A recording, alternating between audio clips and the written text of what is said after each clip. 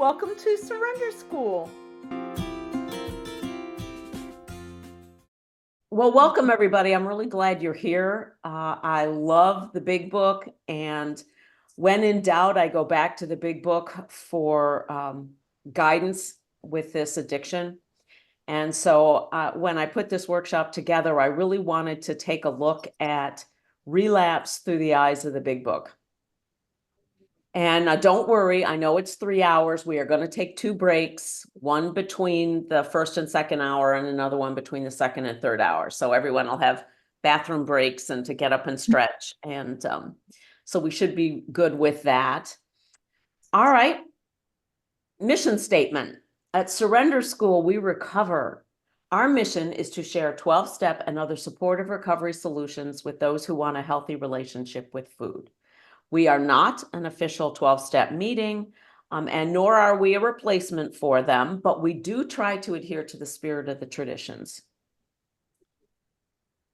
We offer a lot at Surrender School. We're offering more and more all the time. Right now, we've got a year-long Enneagram step study. So working the steps through your Enneagram type. That's on Sunday mornings. And Share offers office hours 3 times a week. Monday and Thursday at 8, and then I think Thursday at 4. We just finished the step 1 science thing, and it was fun. I had a good time anyway. Book study that's going on right now is The Alchemy of the Enneagram and Transforming Addiction. And it's the actual author, Michael Naylor, is the one that leads it, and he's spectacular. It's a monthly thing on Mondays, and the website has the specific dates.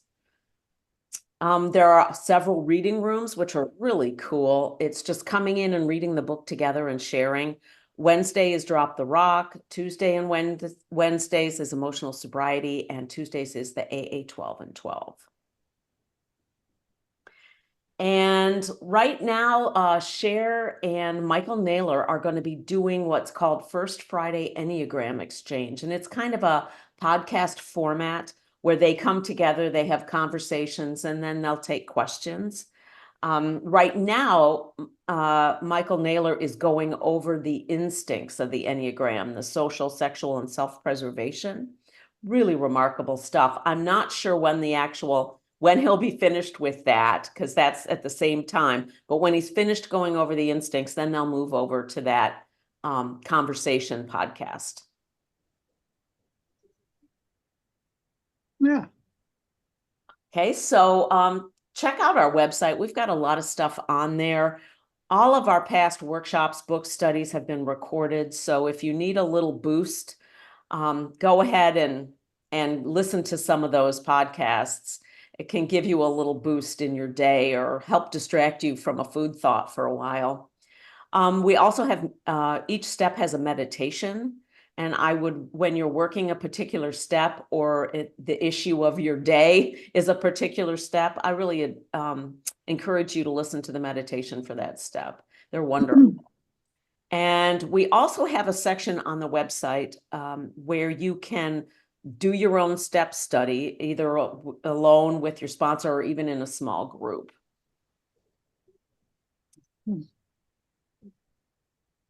And just everything can be found on our website. If you have trouble finding it, let one of us know and we can help you navigate into the website. It's pretty easy to navigate around in.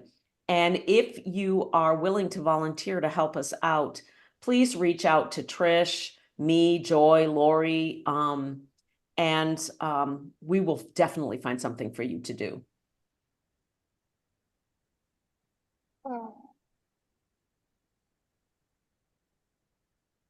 And if Surrender School has been helpful in your recovery, please consider donating. We have Zoom costs and web hosting costs and some other costs with running a nonprofit 501(c)(3).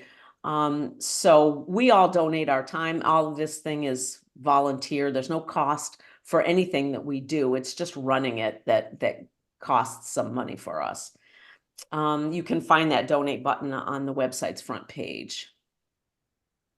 And we also have a WhatsApp group. If you'd like to join that, it's a great place to get announcements and pick up on conversation threads. It's just kind of a nice way to stay in touch with Surrender School. If you point your phone at the QR code, it will prompt you into an invite and you can join that.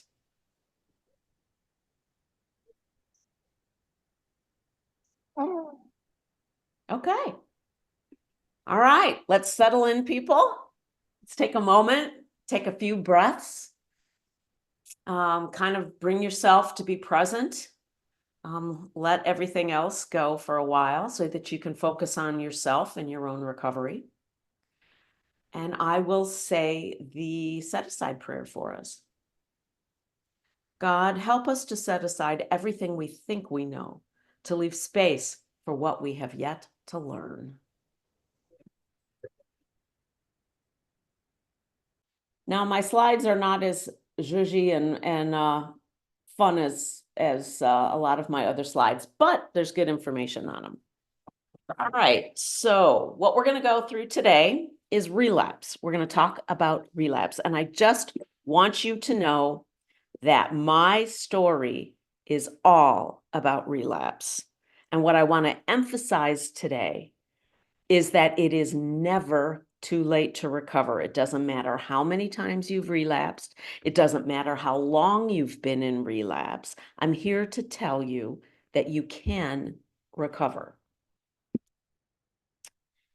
If you get nothing else out of this workshop, please, please don't waste your time beating yourself up for having this disease and relapsing. As one of my favorite people in program likes to say, you can't hate yourself thin. It just doesn't work. Believe me, I've tried. I've tried a lot, and it doesn't work. But fortunately, there are a lot of things we can do that do work. Okay.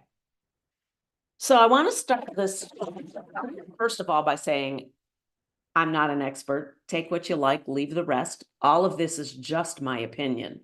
Okay. So that being said, why are you here? Why are you here today? That's my first question for you to think about. Are you here to get control over your eating or to get a handle on your eating? Are you here to be taught how to eat one cookie and stop, or one piece of pizza and stop? Maybe you're here to lose weight so you can fit into a wedding dress. Or maybe because you have an upcoming high school reunion. Are you here because you believe that if you could only lose weight, then everything else in your life would be perfect? Your spouse would love you more, your kids would finally behave, you'd get that promotion at work, your money problems will disappear, your mother-in-law will finally respect you. Is that why you're here? The big book wasn't written to get you to fit into size 6 jeans. The big book's purpose was so much grander than that. The big book was written to help you have a spiritual awakening, a freaking spiritual awakening. So with that in mind, the structure of my talk is like this. First, I'm going to give you a big book quote. Then I'm going to share some experience, strength, and hope on it. Then I'm going to give you what I believe is the underlying obstacle to recovery that the quote suggests. The obstacle to our recovery. Okay. Then I am going to give you some questions to think about or journal on later. And then I'm going to give time for maybe 1 or 2 people to ask a question or make a comment. And then we'll go on to the next quote. Then later, so the first hour will be the first 6, because it's 12 steps, so I have 12 quotes. The first hour will be the first 6 quotes, second hour will be the second 6 quotes, and then the last hour will be a meditation exercise that we do together and that we share on afterwards. So you'll want some paper and pencil for that. All right, let's dive in. Oops. First quote. This is from the doctor's opinion on page Roman numeral 26. In this statement, he, meaning Dr. Silkworth, confirms that we who have suffered alcoholic torture must believe that the body of the alcoholic is quite as abnormal as his mind. Now, I will tell you that the science is finally catching up to the big book. You know, it took almost 100 years, but it's catching up. Understanding the science, the biochemistry, the neurochemistry of my disease was really important for me in my recovery. I could not understand, but most importantly, I couldn't accept my powerlessness over my alcoholic foods without that information. That information is not necessary to recover, however. You don't need it to recover, but it was really important for me. Now, it's important that you recognize you are not just a thin person who eats too much. You are literally, bodily, and mentally different from your fellows. You are an addict. You are not a thin person fighting to get out. You are an addict. So the obstacle to recovery that this quote suggests is believing in your heart of hearts that it's all really just a matter of willpower. You know that the big book says that willpower does us no good and that we have lost the power of choice over our substance, but you still try to use it to stay abstinent and follow a food plan. Now, this is just my opinion. It's not that we don't have willpower. Compulsive overeaters, food addicts have a lot of willpower, just not with our substance because we're addicts. But we do have a lot of willpower. But what we're doing is we're putting our willpower in the wrong place. We are putting our willpower at the level of food instead of using your willpower to set yourself up so that you don't get into these food situations in the first place. Okay, so our willpower is just put in the wrong place. Because we think in our heart of hearts that willpower is really the issue, we think that's our answer, and it's not. So let me show you the questions here. I will try and leave this up so that people can write those down if they want to write them down or take a picture, whatever you'd like to do.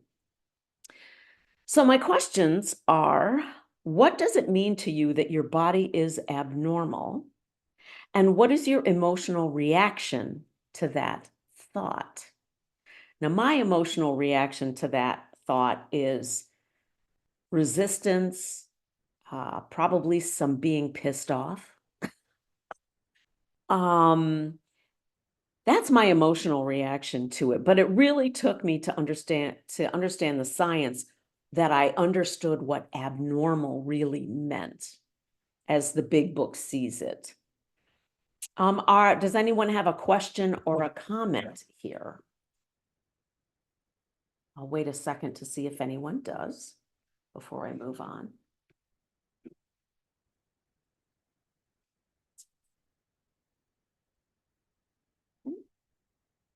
All right, I'm going to go on to the next quote. Linda, Oh, we have a question in the chat. oh, cool. Yeah, you want me to read it?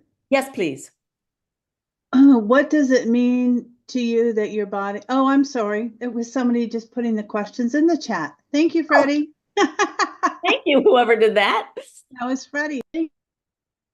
Okay, so the next quote is again from the doctor's opinion. It's Roman numeral page 28. Men and women drink essentially because they like the effect produced by alcohol. So men and women overeat and or binge essentially because they like the effect produced by their alcoholic foods. Now, again, this is my opinion, but I believe most compulsive overeaters, food addicts, have this aching spiritual, emotional hole in them for love, nurturing, affirmation, connection, belonging, acceptance, and love. For me, it was like I had this 5-year-old little child inside of me who was starving for that stuff. I tried to fill that hole with food. It was a very cheap and not very effective substitute for those needs. But I did it because it was all I had. And I continued to do it into adulthood because it was all I had ever really known. I felt so starving for these things that I would just give up and shove food at those feelings. I mean, you're abstinent for a little while, and all of a sudden that stuff starts bubbling to the surface, and I would just throw food at it to get rid of it.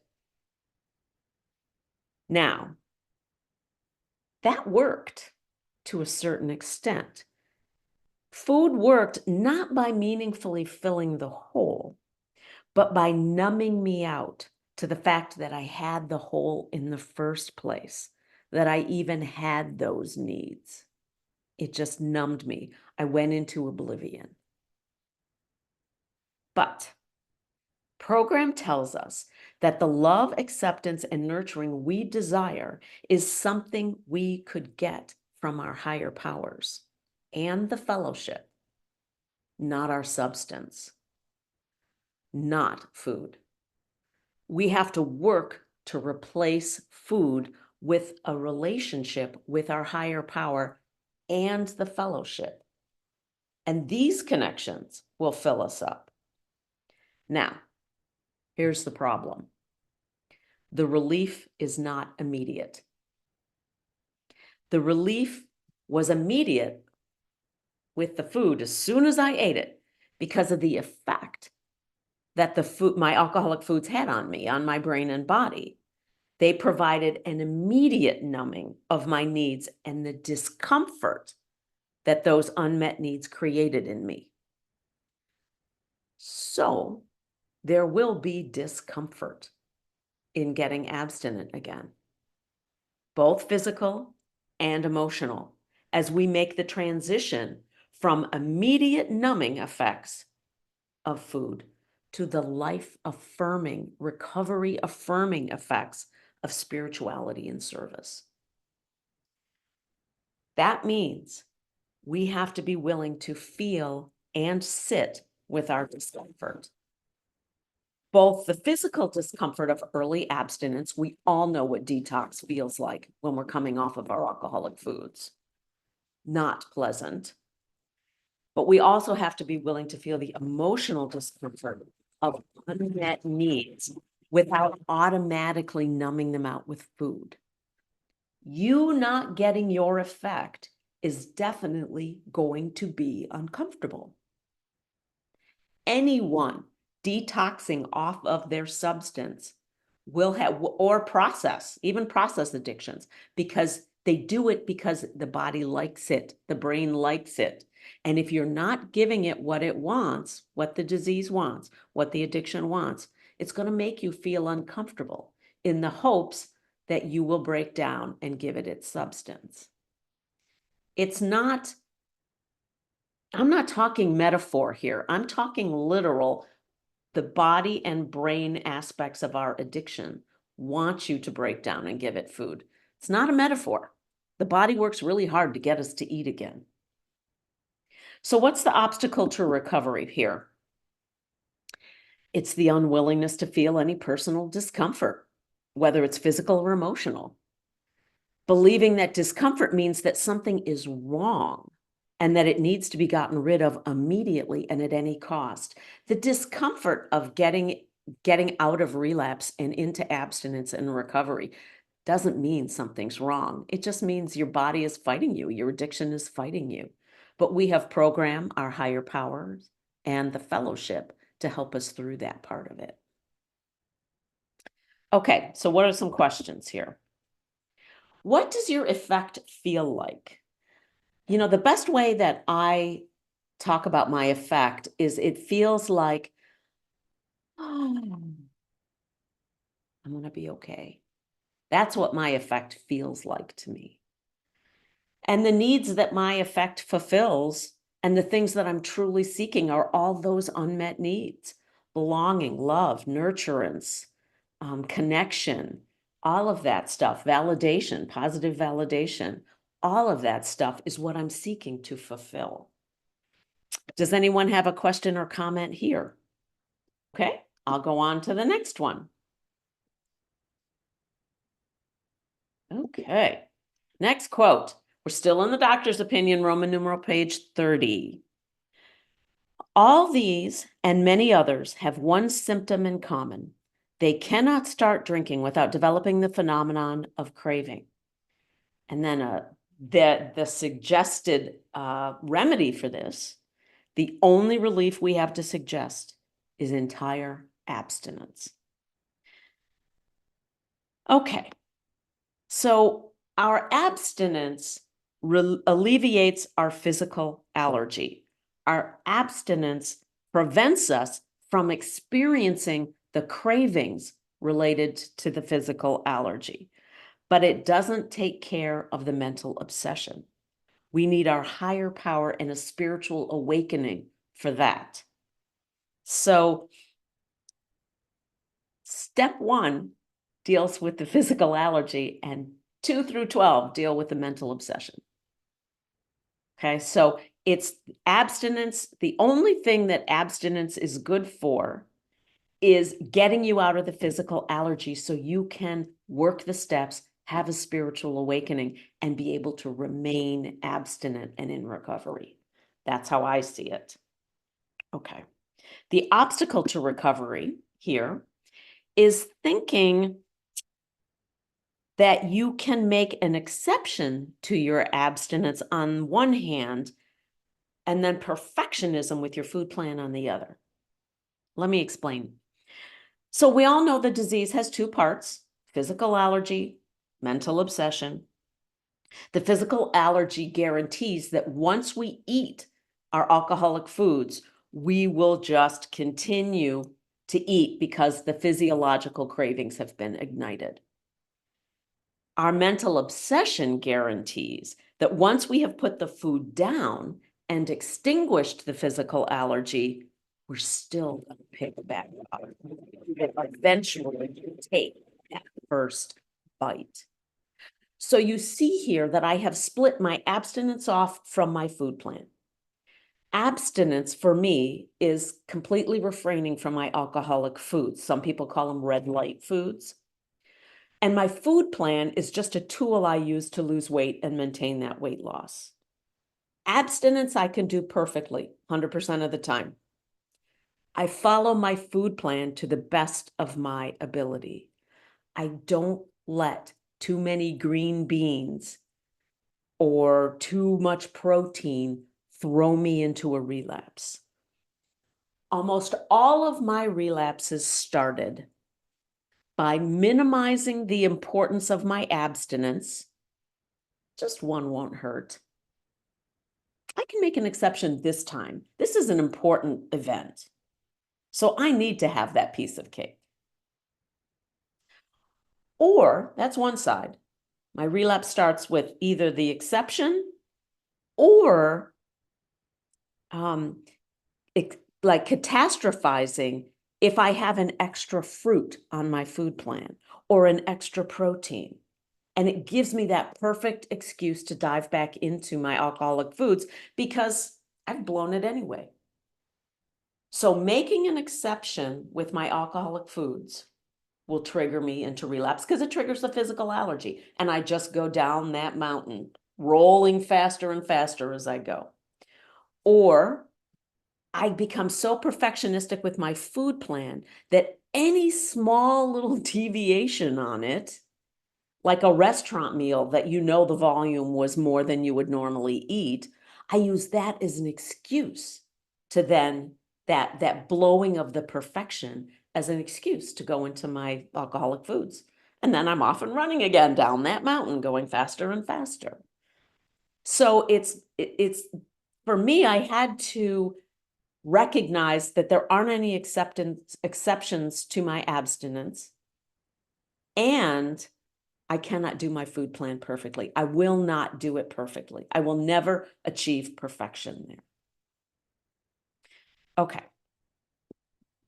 So what are the questions involved with this? What does craving feel like in your body?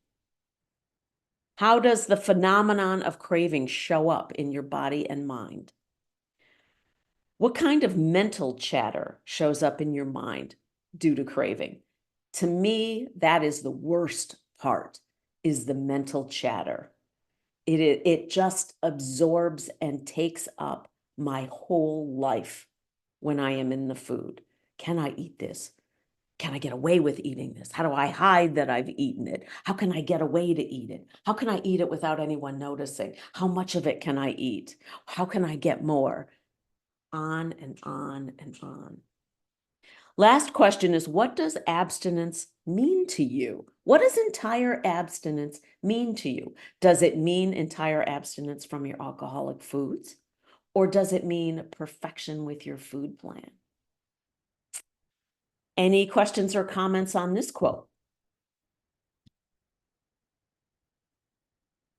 Yeah, Lori.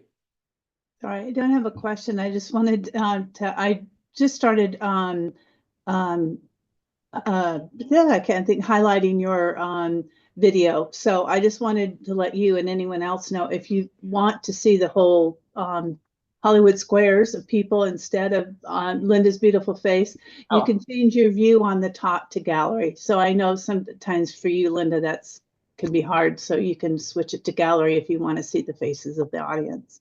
I always do. Oh, good. Good. All right. Thank you. Yeah. Thank you. Okay. Let's see, where's my cursor here? There we go. Okay. So if there's no sharing on this one, anybody want to share on this one, or I'll go to the next one? Okay. Okay. Now we go into Bill's story. Page 8.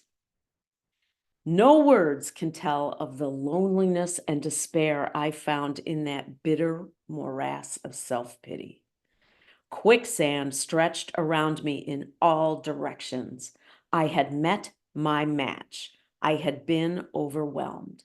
Alcohol was my master. Food was my master.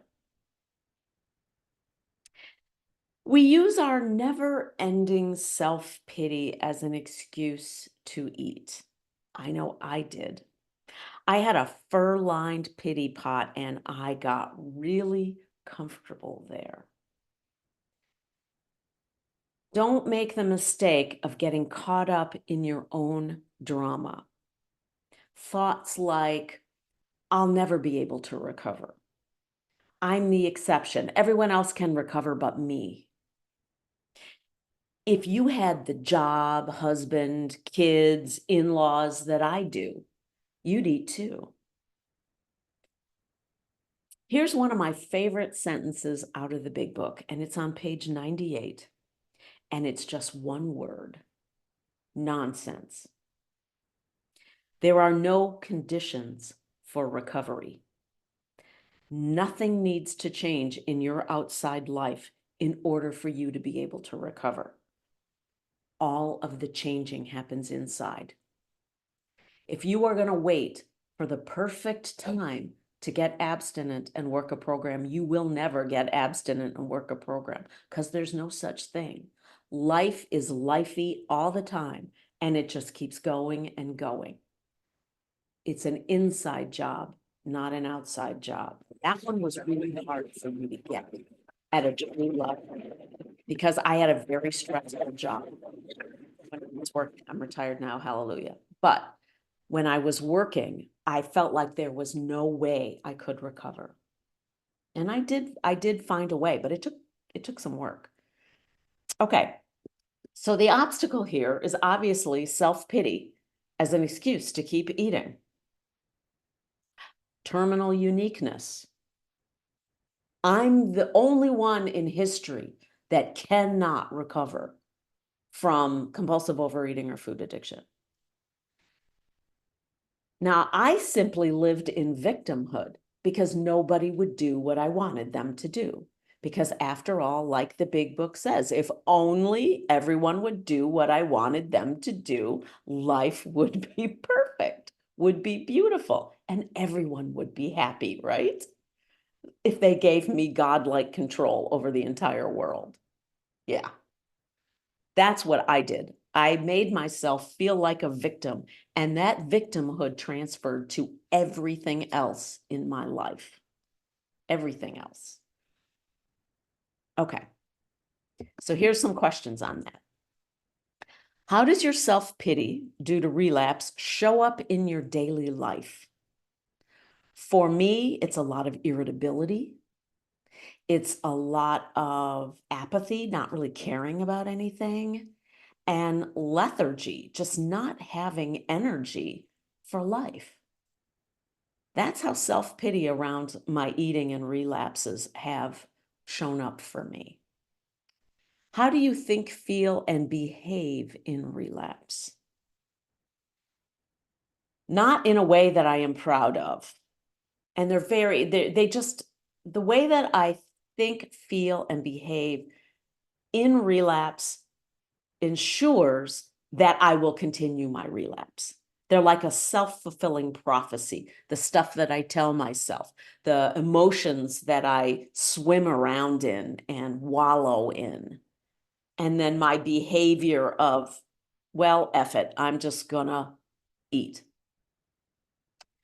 And here's an interesting one, and this was important for me.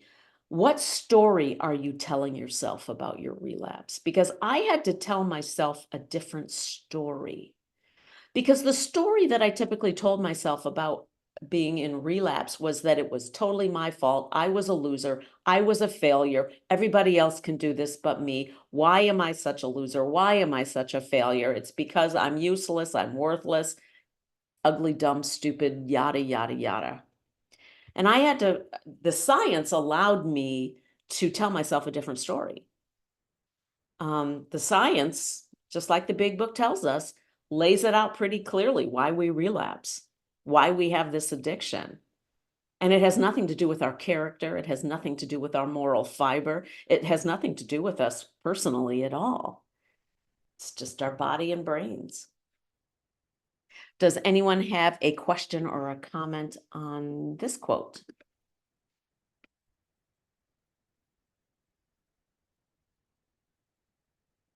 How are we doing on time? Oh, we're doing great. Okay, if no one has a question or a comment, I'll go on to the next quote. Oh, yeah, Sue. Um, I don't know if I'm on track here or not, but the self-pity part made me think about the AA 12 and 12 Mhm. on page 88, where it talks about another type of hangover, an emotional hangover, as a result of yesterday or sometimes today's excessive negative emotions, anger, fear, jealousy, and the like. Would that be related to that with the self-pity one? I think it is related. And I also think they're talking about the bigger picture of emotional sobriety and how we can go on emotional drunks. And then we wallow in that emotional drunkenness and what we do in that emotional drunkenness. So I do think that has a lot to do with the larger picture of emotional sobriety too. Thank Good you. question. Thank you. All right. Next, Now we're going to move into the chapter, There is a Solution, page 19. We feel that elimination of our drinking is but a beginning. A much more important demonstration of our principles lies before us in our respective homes, occupations, and in affairs. So for me, program and recovery are about so much more than just being able to stick to my food plan and losing weight. Don't look for your answers in the food and your weight. They're not there. Your answers are in your relationship with your higher power and your spiritual awakening. People get so stuck in the food plan and the scale, they can't see the forest for the trees. They can't see that that real recovery comes from that spiritual awakening. And that's what the big book says over and over and over again. You know, people get stuck in the food plan and the scale as if that were the solution to their disease, the solution to their addiction. If food plans and weight loss were really the answer to our disease, to our addiction, then why didn't Weight Watchers work for us? The 12 different times we've done it. We shop for the magical food plan, and recovery continues to be out of reach because we are focusing on the wrong solution. Yes, we have to be abstinent. Yes, we have to arrest our physical allergy. But in order to stay abstinent and follow any kind of food plan, we have to deal with the mental obsession. And that is dealt with through our spiritual awakening. So what's the obstacle here? The obstacle is thinking that putting down the food equals being in recovery. You know, I like to say that I have been, in this program, I have been stark raving abstinent. I have been abstinent and swinging off of the chandelier. Being thin does not make you recovered. It does not make you sane. It just makes you thin. I'm not saying, please don't get me wrong, I am not saying that abstinence, following a food plan, and working toward a healthy body weight or maintaining a healthy body weight isn't important, because it is. But we don't get there by solely focusing on the food and on the magical food plan. How many different food plans have you been on in your life? If there were a magical food plan, we would have found it. We have been very dedicated to finding a magical food plan, and there isn't one. We have to arrest the physical allergy by abstaining from our alcoholic foods, and then we work our program and try and follow our food plan as best we can. So what questions does this bring up? Okay.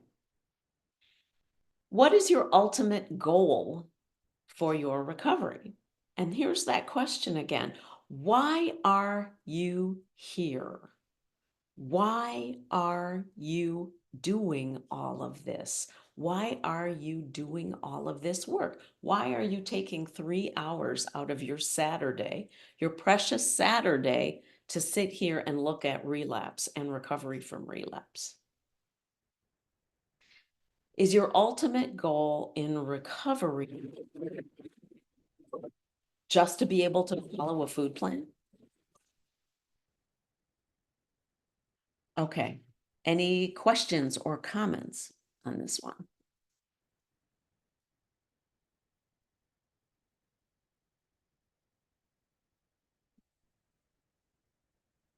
Okay. I'm going to go on to, this is going to be the last quote before we take a little break. Okay. Still in the chapter, There is a Solution, page 20. Now, these are commonplace observations on drinkers, which we hear all the time. Back of them is a world of ignorance and misunderstanding. We see that these expressions refer to people whose reactions are very different from ours. Their reactions to alcohol are very different from ours. And we are talking about people whose reactions are very different from ours with regard to binge foods or alcoholic foods. You know, I used to marvel at other people's unbelievable willpower. They could, sitting around at a big dinner, and everyone orders dessert, and they like take a bite or two of the dessert and then they push it away and they don't even think about it again. And I used to be in absolute awe of that amount of willpower. But the truth is non-addicts don't need any willpower to push the dessert away. They don't need any willpower because food doesn't do for them what it does for us. I thought I was just a thin person who ate too much. I did not recognize or accept that I am literally bodily and mentally different from normal non-addict eaters. I'm going to say that again. I am literally bodily and mentally different from normal non-addict eaters. So, comparing ourselves to non-addicts is a huge obstacle for abstinence, to be able to abstain from our alcoholic foods.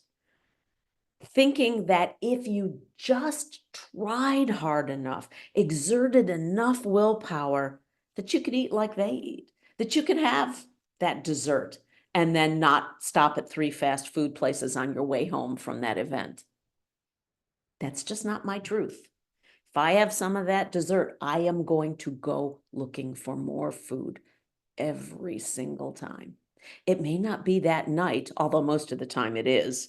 It may be the next day, but believe me, I will be doing it. So comparing myself to non-addicts is like comparing apples and oranges.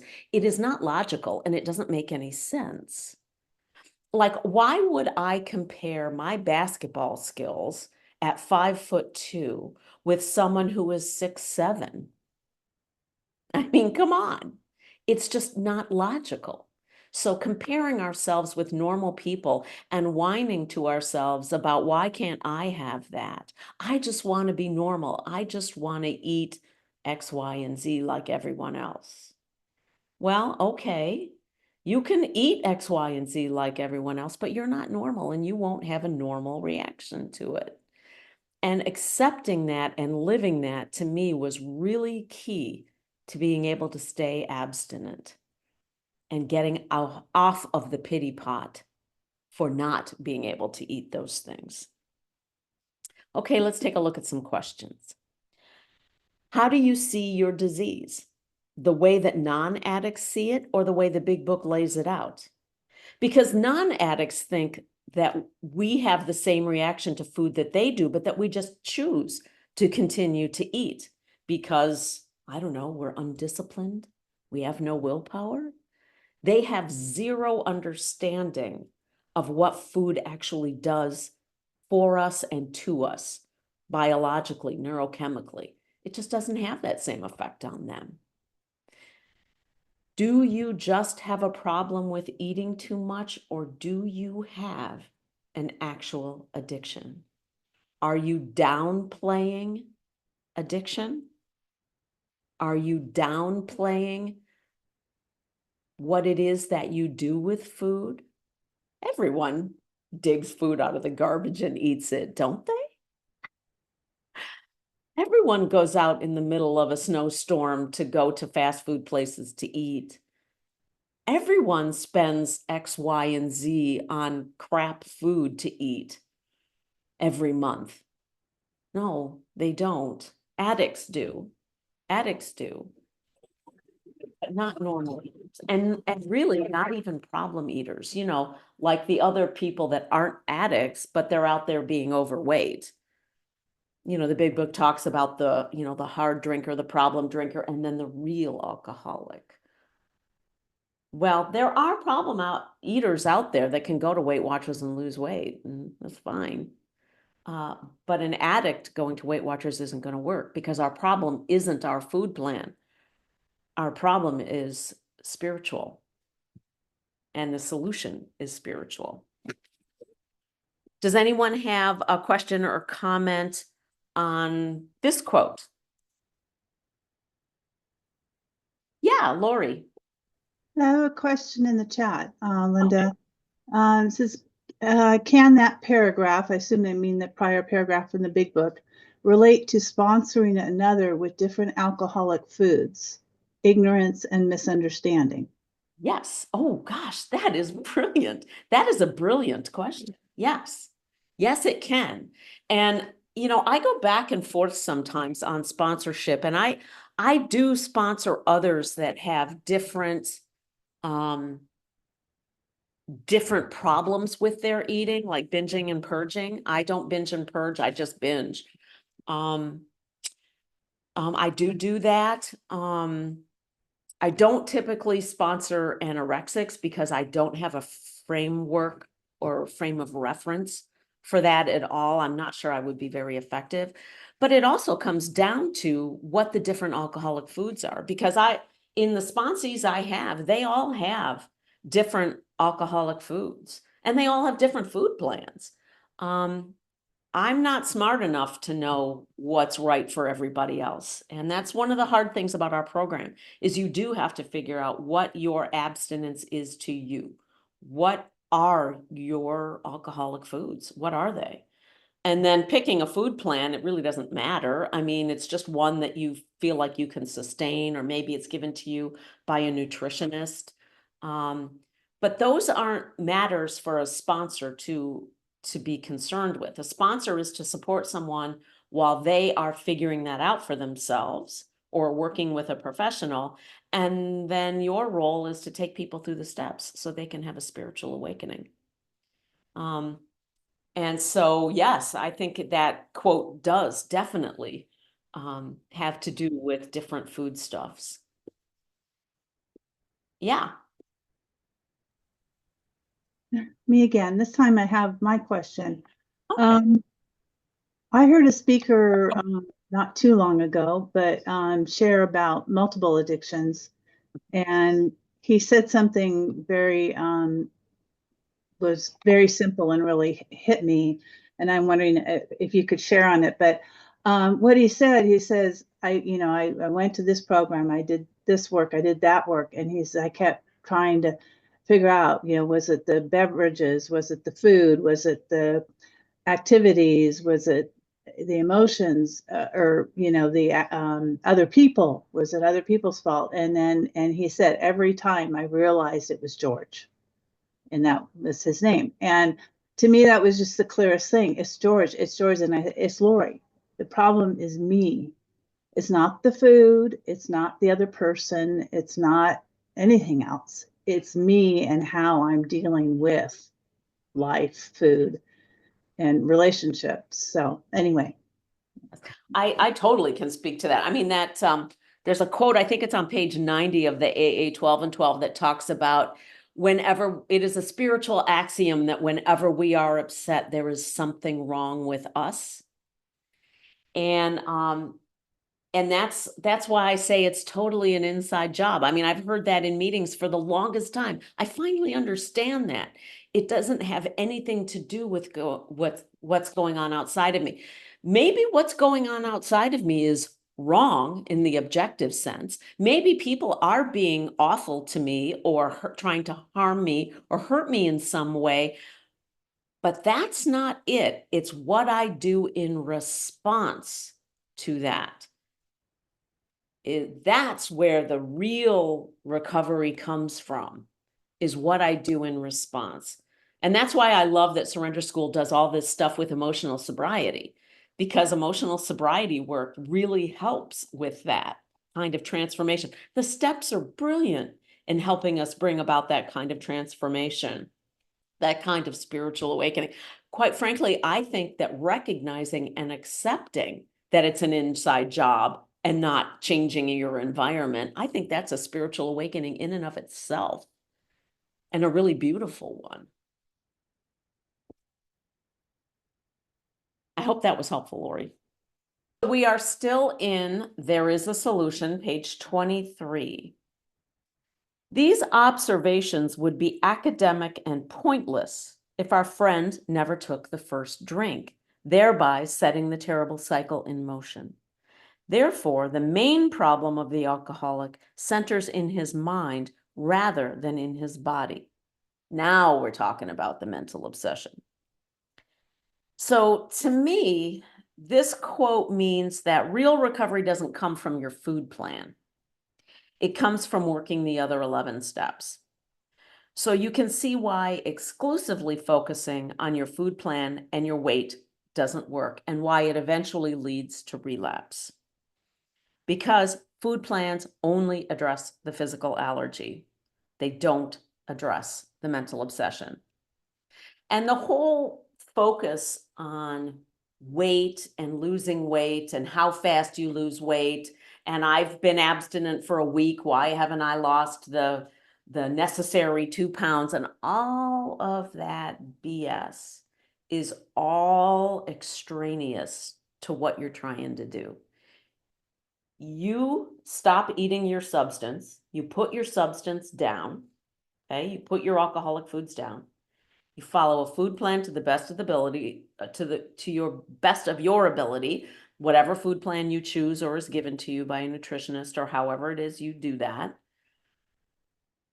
And then you leave the weight loss, the pattern of the weight loss, the goal weight, where all of that is up to my higher power. That's not up to me. I'm not in that game. I'm not in the outcome game. I have no control over that. That is my higher power's business, not mine.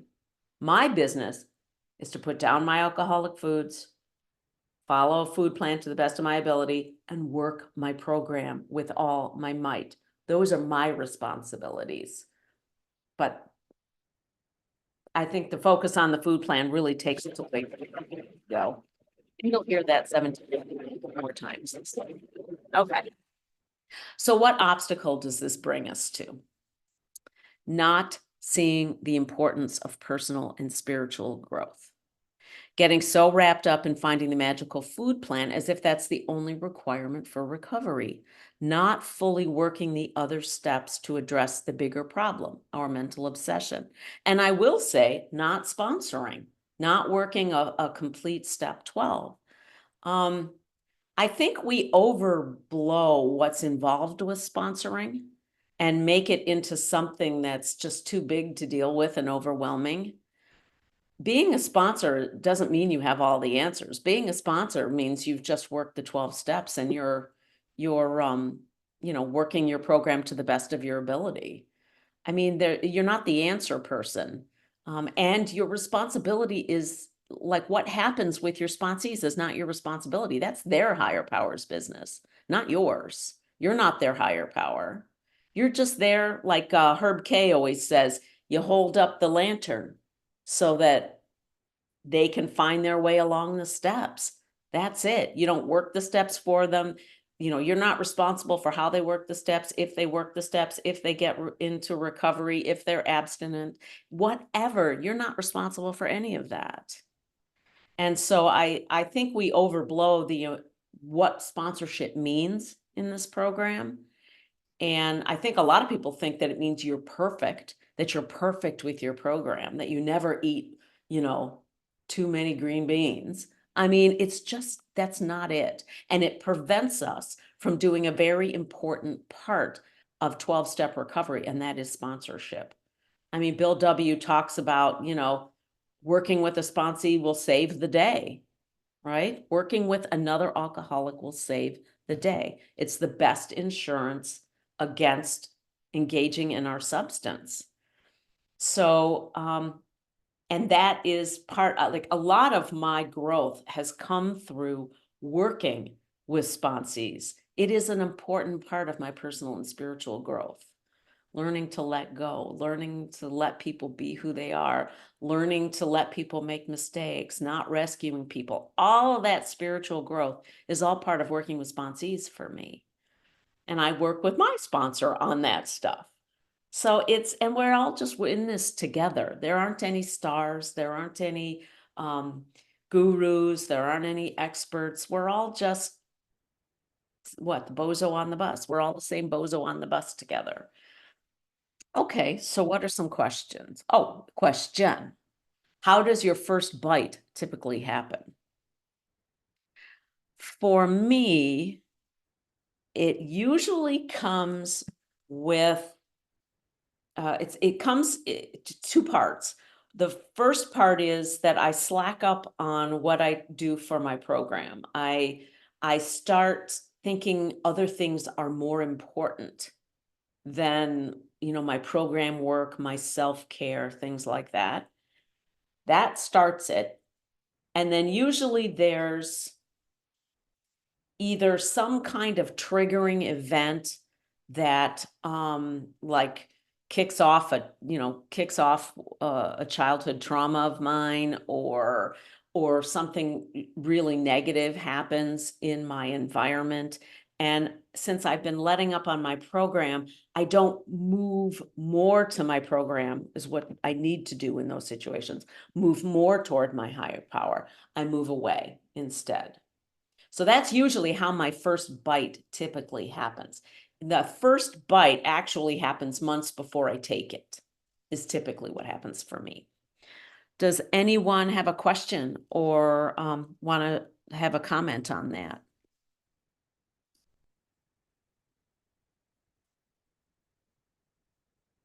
Yeah, Lori. Yeah, we have a comment here in the chat, paraphrasing, working with a sponsee is the best insurance to keeping our own sobriety. Yes. Can't Amen. agree with that more. I was just going to share another quote of Herb K that I love about sponsoring that just really kind of made it easier for me, is that we meet them where they are, a sponsee. And I love his definition of that. It's not where they think they are. It's not even where we think they are. It's where they actually are. We meet them there and then help. And then I love shed the spotlight to bring them in. Yeah. And personally, my experience sponsoring, I just had a conversation the other day with a sponsee who challenges the heck out of me. Sometimes I get overwhelmed thinking I'm going to be talking to her, and she'll ask me questions that's just like, yeah, I mean, it's just kind of like, it's just something that seems obvious to me, but yet if I have to actually put it in words and explain it to her or answer that question, it challenges the heck out of me. And I learn and grow so much in my program. If I didn't have sponsees, I don't know where I'd be, because that is what fuels me, that keeps me going. And sometimes it's overwhelming, but like you said, I don't have to have all the answers. I have a sponsor to go to, I have a program to go to, and I can say, I don't know, but let's find out together. So anyway. Oh, yeah. That's beautifully said. That's beautifully said. There is some kind of, I don't know, magical alchemy that happens, not to get too woo-woo, but there's just some kind of magic that happens when two compulsive overeaters or food addicts get together and work together. Sometimes I've told sponsees, don't call yourself a sponsor, call yourself a fellow traveler, if that's easier, because there is no hierarchy, sponsor above sponsee. There's no hierarchy in program. We are all equal here. And, so a fellow traveler feels more equal. And I think it makes people more comfortable, and it makes them more comfortable to say, I don't know. So yeah, one of my favorite Mark Twain quotes is something like, I'm paraphrasing, something like, someone asked me a question and I was really gratified to be able to answer it. I answered it that I didn't know. And so, and being able to say that, sponsorship is also a really great exercise in letting go of your ego. and really letting go of all of that BS and just being there, being present, being willing to listen, being present, being willing to share yourself honestly. That's the magic of it. Anybody else?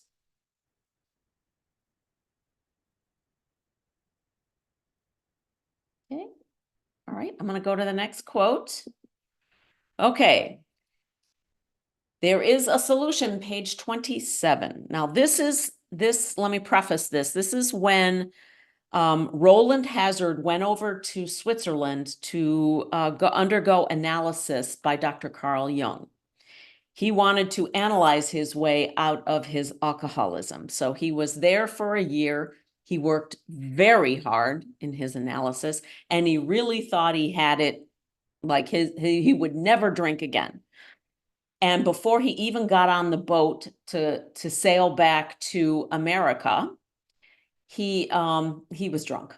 So he went and he asked Carl Jung, what the hell? I mean, why isn't this working? And this is what Carl Jung told him. Here and there, once in a while, alcoholics have had what are called vital spiritual experiences. To me, these occurrences are phenomena, which means unexplainable. They appear to be in the nature of huge emotional displacements and rearrangements.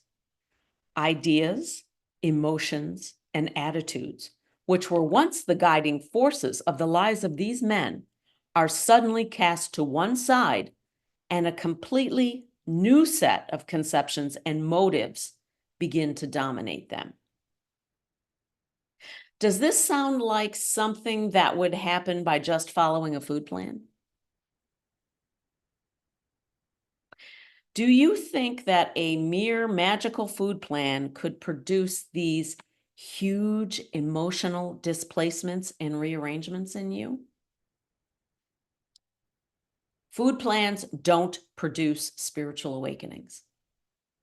They are important. I'm not going to lie.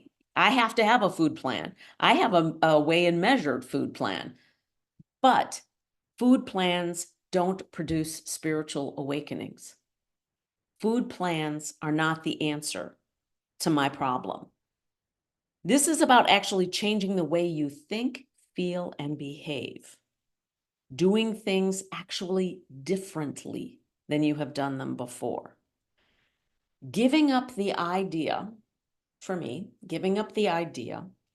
that following a food plan perfectly will solve all of my problems. That was critical for my sustained abstinence and recovery. My answers did not lie in my food plan, just like my answers didn't lie in eating the food in the first place. Because thinking this way, thinking that the food plan is your answer, is still making food your answer. Eating the food or not eating the food, neither one of them is the answer. It's the spiritual awakening, these vital spiritual experiences. Okay, so what obstacle does this bring up? For me, this suggests that letting what I think I know get in the way of learning what I actually need to know. Thinking that everything I see is all there is. Thinking that the way I approach and live my life is fine.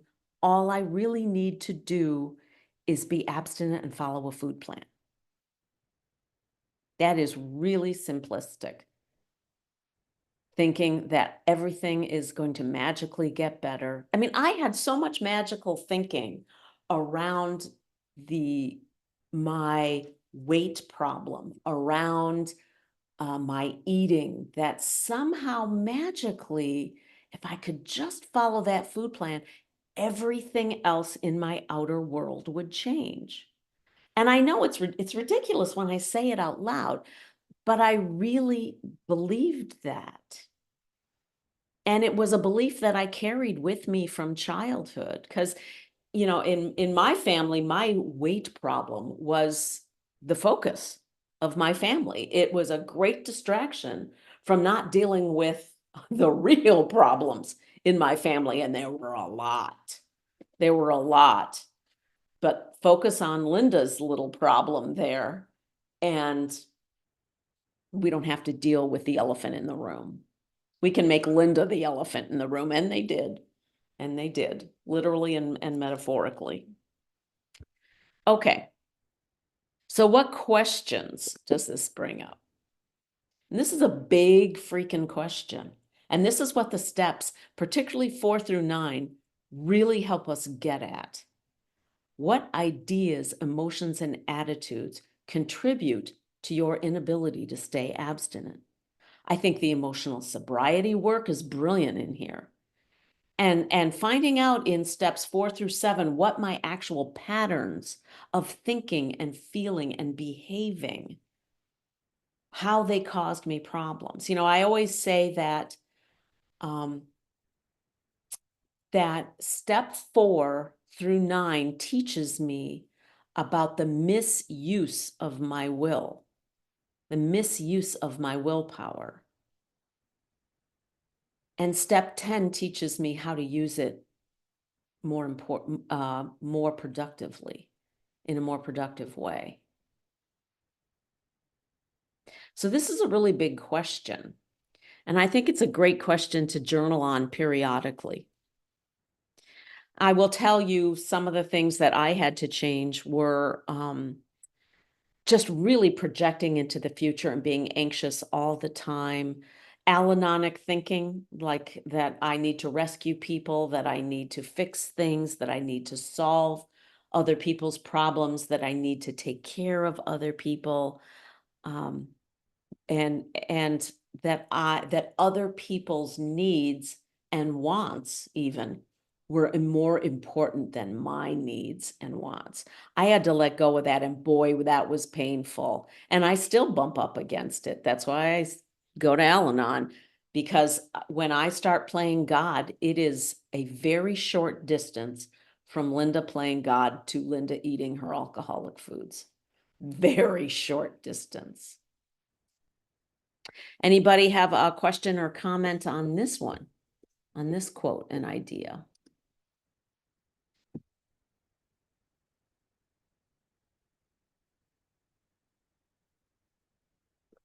Yeah, Kim or Dave? Yeah, hi. When I really started eating a lot of my alcoholic foods when I hadn't been for, most of the past year, was when our kids came to visit for the holidays. And our son was doing most of the cooking. And not only that, but we also, we went to like the dollar store to get like stocking stuffers, and everybody got the same alcoholic foods for these stocking stuffers. Like there were these thin mints that were, it's $1.25. The dollar store is $1.25, by the way, somehow now. But not only did we buy those to give them, they bought those to give us. And I rationalized, well, it's the holidays. This is just a special time with family. And so I just basically acted as if it is a form of magical thinking. Well, because it's the holidays and we're with family and we're celebrating, then somehow it's okay to do this. And then afterwards, I thought, what the hell have I been doing? I mean, it was 2 weeks of just throwing everything out the window for me and eating whatever the hell was in front of me. And not only that, it was in the house after they'd left. And I thought, well, and this is a really bad one for me too, is like, well, I can't just throw it away, or even give it away. That would be a shame. Somebody gave that to me. I should eat it. It's like, why? It was $1.25, whatever they spent on it or whatever we spent on it. It doesn't even make any sense. But I'd rather eat it and then feel bad about eating it afterwards than just get rid of it. So all the work I'd done for months before got reversed in a matter of a couple of weeks. And I just was like, wow, I am really back to step one again. Yeah. I mean, and those are all attitudes, emotions, ideas that have to be thrown out. You know, a big one for me is it's wasting food. Like, for example, one holiday season, my brother sent me from a favorite restaurant in northern Michigan where my family used to vacation every year. And it was a cute little restaurant, and they did jams and jellies and candies and pies. And for one Thanksgiving, he sent me this big box of this stuff. And I looked at it and it was sent with love. And what I did is I took the love from it, and then I walked over and I threw it all in the garbage out in the garage. I didn't even send it on to other people. Like, I could have sent it with my wife to her docenting day at the garden, and all the other docents could have picked out what they wanted from it. But the fact is they didn't need it either, because that stuff isn't really real food. Like, I can feel bad about throwing out apples or zucchini because that's real food. But this stuff, it's not even real food. It's not, there's zero nutrition in it. It's just sugar and some other food additives, and it's bleh. So I didn't even rationalize it by giving it to other people, because I didn't want to give them poison either. And so that's one of the ways that I tried to work around those attitudes, because throwing food away is a big deal. We were really taught you never do that. I had parents that grew up in the Depression, and you do not throw away food. So thanks, Dave. I have something too, Linda. Yeah. Um, Oh, I yeah. just felt like when I relapsed, the beginning of it was feeling like I had lost my connection to my higher power Mhm. for months before I actually relapsed. And part of it, I think, was I had gotten into a cycle of really beating myself up, because of my adult children issues. Mhm. And telling myself things and making myself feel bad, and then which eventually led to me feeling like I didn't have a connection anymore with my higher power, which eventually led to me taking that first bite. Yes. I mean, that's an excellent point, because the whole thing about um, beating yourself up and moving away from your higher power. Like, how could your higher power let this happen? How could and when I start thinking like that, it's natural for me to move away from my higher power, because why would I want to be with something that I thought was responsible for what was going on in my life, or how I was feeling, or what was happening to me? And so I really worked hard on the concept of higher power so that I couldn't do that. Because I have a tendency, because of the way I grew up, to feel like a victim. And if I feel victimized by my higher power, I'm in deep doo-doo. Yeah. So thank you for bringing that up, because I think that's very common for us. Let's see. Zoe. Hi, I'm Zoe. Hi, everyone. Thank you so much. I joined a little bit late. I got the times mixed up. I'm in the UK, so apologies. But yeah, just wanted to. This is a great question, and the thing that I wanted to ask is, like, when I notice those old ideas coming up, and that control, and that needing and wanting to change things or fix, what specific things do I do? Because would it be a case of asking God to remove that? Because I know I can't remove it on my own, right? This is my thinking's the problem. I can't fix it with my thinking. So is it that I pray for God to remove it? Do I act as if I don't feel like that? Do I take contrary action? Like, so you just gave the example of moving away from higher power when we're feeling abandoned. Do we then lean in more? What kind of things can I practically do when I hear these old ideas coming back? Good question. I will tell you what I do. I don't know what would work for you, but I'll give you some ideas about what I do. I immediately go to my higher power and I ask a bunch of questions, because thinking is like my love language. So I have to do some thinking. So some people need to turn it off, but I need to do thinking that's more productive or loving. So I'll ask my higher power, what am I not seeing here in this situation? What am I not seeing?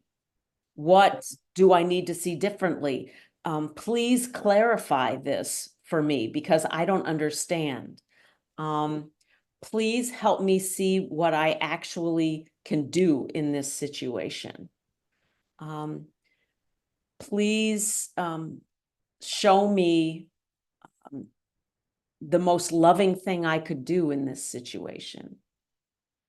For myself, or if it involves another person, for the other person.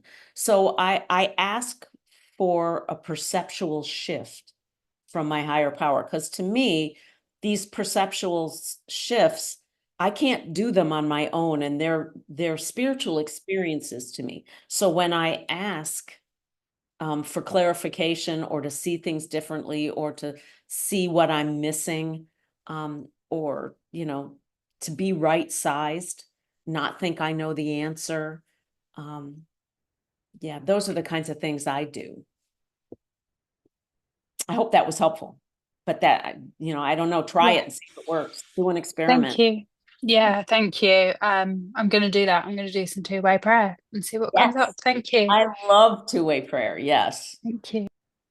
All right, Cheryl. Hi, everybody. I love this question here.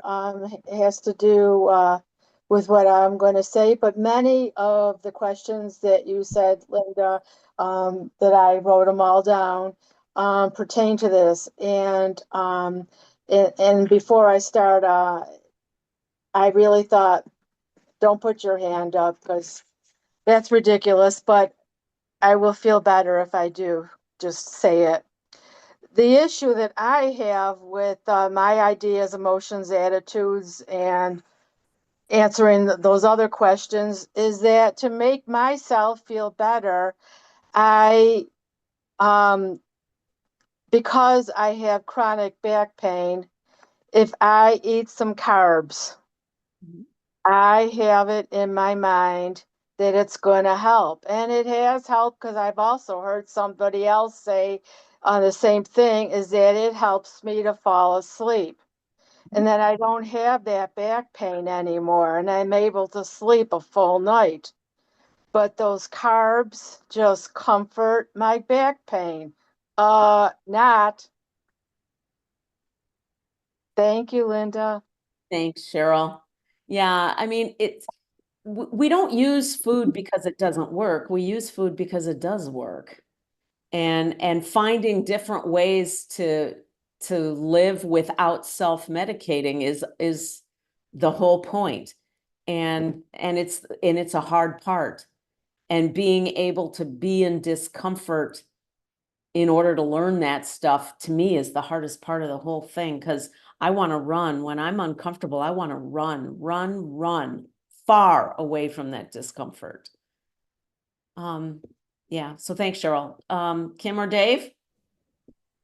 Yeah, I just had another thought with what you talked about, shift in perception, because I've been abstinent from alcohol for 41 years.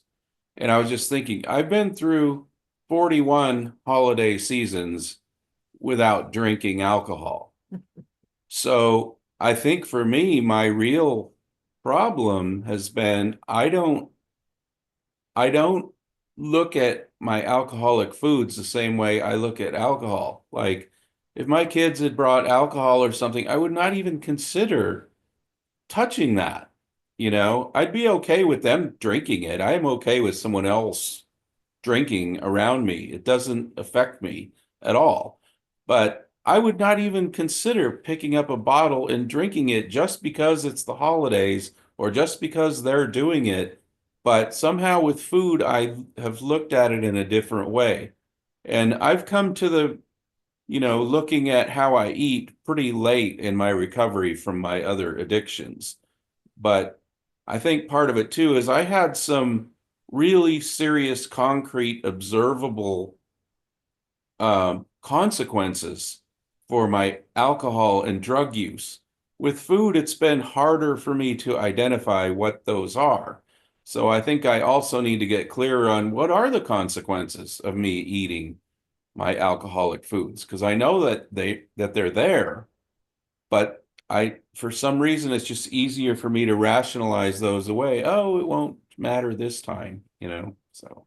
The next quote, Dave, that I go over speaks to your first point perfectly. It speaks to your first point absolutely perfectly. And as far as the effects of our addiction, now and here again, it's one of the things where the effects aren't as immediate as they are with drugs. It takes a couple of decades or 3 or sometimes 4 to wind up with the chronic diseases that come from eating the kinds of foods that we eat. But if you go down and look at it on like a cellular biology level, stuff is happening in our bodies all the time because of what we're eating, and it's not good. It's all the inflammation stuff. It's all the free radical stuff. It's all the cellular damage stuff that over years and years, you then wind up with your chronic diseases, your diabetes, your hypertension, your hypercholesterolemia, heart disease, lung disease, kidney disease. All of that stuff comes later, but the damage does happen as you're doing it. It's just we don't see it because it's on a cellular level, and it is much more immediate with drugs and alcohol than it is for us. And Lori, you'll be the last person, and then we'll go on to the next quote. Okay. Just briefly, I only have one addiction, and that is food, and it's been lifelong. And as I aged and as I continued to eat and gain weight, I had this marker in my mind that, well, I'm not diabetic, so I'm okay. I kept going on with that because that was for some reason my line. Well, I never did become diabetic. However, I did get heart disease, and I had to have a stent placed, and I have to live with the fact that I had heart disease. I still do. I mean, it's been fixed for now, but it's something I have to live with. Plus, there's other things that have just been developed. I have reversed some health issues with getting abstinent and losing 130 pounds, but but there's things that still continue that aren't reversible that I'm going to have to live with, and that's because I was 60 before I got recovery. But the thing I relate to is that I have to look at my substance food and my particular red light foods as having the poison label on them. That's the way I look at them, and in particular the sugar, which I had to give up initially. It's a no deal. I mean, as far as sugary desserts and things. And then I've had to add some things to that list of the no. And part of me says, well, maybe I'll be able to have them occasionally. Maybe I can do those things once in a while on special occasions. But I have kept them in the same line of having the poison label on them. I can't do that. I don't think I can. And I don't want to challenge that. But I don't know, just that visualization for me of the poison label. Skull and crossbones. Yeah. Yeah. Thanks. Okay, so this is a great segue into the next quote. So now we're moving into the chapter more about alcoholism, page 33. Now, this is the chapter that takes a look at the mental states that lead up to a relapse. Quote, most of us have believed that if we remained sober for a long stretch, we could thereafter drink normally. End quote. And, quote, if we are planning to stop drinking, there must be no reservation of any kind, nor any lurking notion that someday we will be immune to alcohol. My disease has its own slogans. Just one can't hurt. She made it especially for me. Everyone else is having one. You know, I don't think that's really an alcoholic food for me. You can get back on your plan tomorrow, Linda. There is no cure for food addiction any more than there is a cure for the fact that I'm 5'2". I will never be immune to the effects of ingesting my alcoholic foods. Abstinence does not cure our disease. I'm going to say that again. Abstinence does not cure our disease. It just helps to put it in remission. It is always there. And if I eat my alcoholic foods, I will find out that it is always there. So, what obstacle does this lead us to think? Believing that food addiction is somehow different from other substance addictions. We believe we can go back to old ideas like moderation, portion control, and willpower, even though we know that alcoholics and drug addicts can't ever go back to their substance. So why do we think we can? So is compulsive overeating and food addiction as serious as other substance addictions? That's an honest question to ask yourself. Is it as serious as other substance addictions? Would you expect an alcoholic to be able to take one shot of whiskey and stop just because she had been sober for 20 years? Do you believe that you're going to be okay if you eat a piece of cake at your daughter's wedding? Do you believe it's okay to have that exception? An alcoholic would not drink champagne at the toast. So why would you eat cake? I have a comment or a question on this. This is a hard one. It's really hard because our culture does not take this addiction seriously at all. And our families don't, and our doctors don't, and the helping professionals that we go to don't, unless they have it. And so we have to become strong within ourselves and, you know, hang out with a community that sees it as that bad. Yeah, Freddie. Hi, Linda. Thank you so much for this. Yeah, I wanted to just speak to the first question. Is the overeating as serious as other substance addictions? Absolutely. And our society will say, well, Freddie, just put down the pie. Hello, it's not a big deal. But yes, I'm not going to die from that slice of pie tonight or this week or this year. But we've already heard someone share that they have heart disease and all the other diseases that creep up later in life and make our quality of life different because of choices we've made 5, 10, 20 years previous.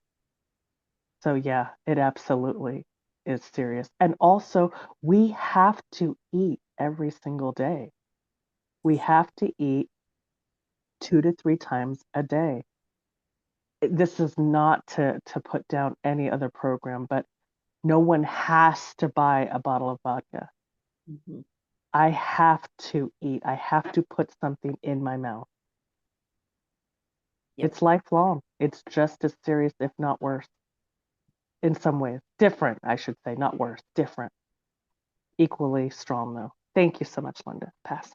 Thanks, Freddie. You know, I had obesity related breast cancer. That was my effect.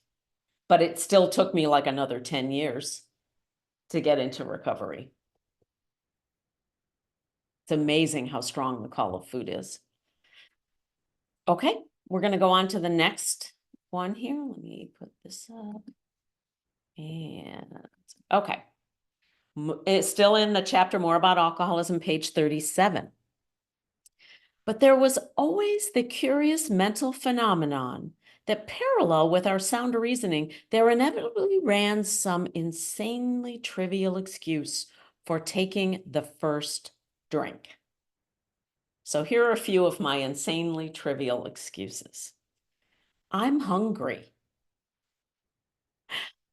I've been really active today, so I need to eat more. It's wasteful to throw away food. Of course, all of that is BS. The truth is that I just wanted my effect. I just wanted the effect that food gave me. Plain and simple, the desire for my effect gave me the excuses I needed to eat. There are no reasons to eat my alcoholic foods. There are only excuses. I'm going to say that again. There are no reasons to eat my alcoholic foods. There are only excuses.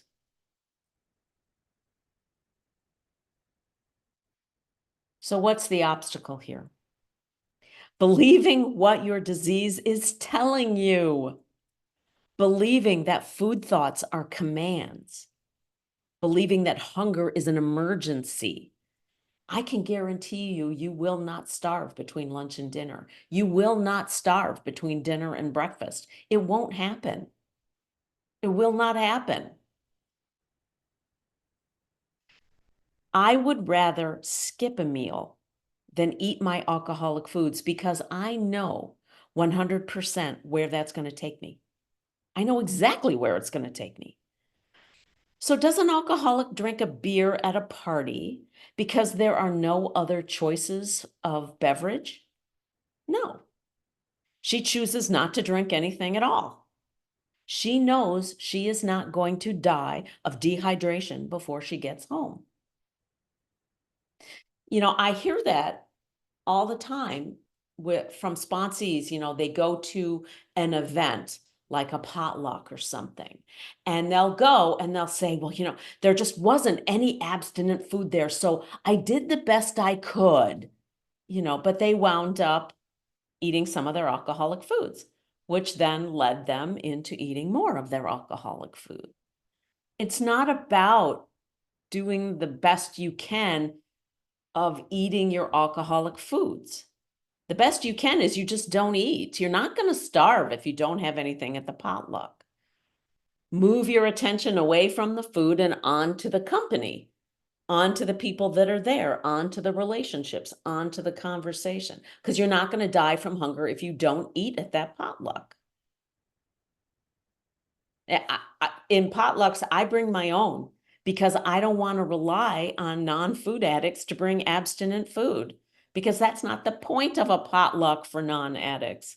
A potluck for non-addicts is to try a little bit of everything and woo, you know, and get all excited about the food. That's the point for them.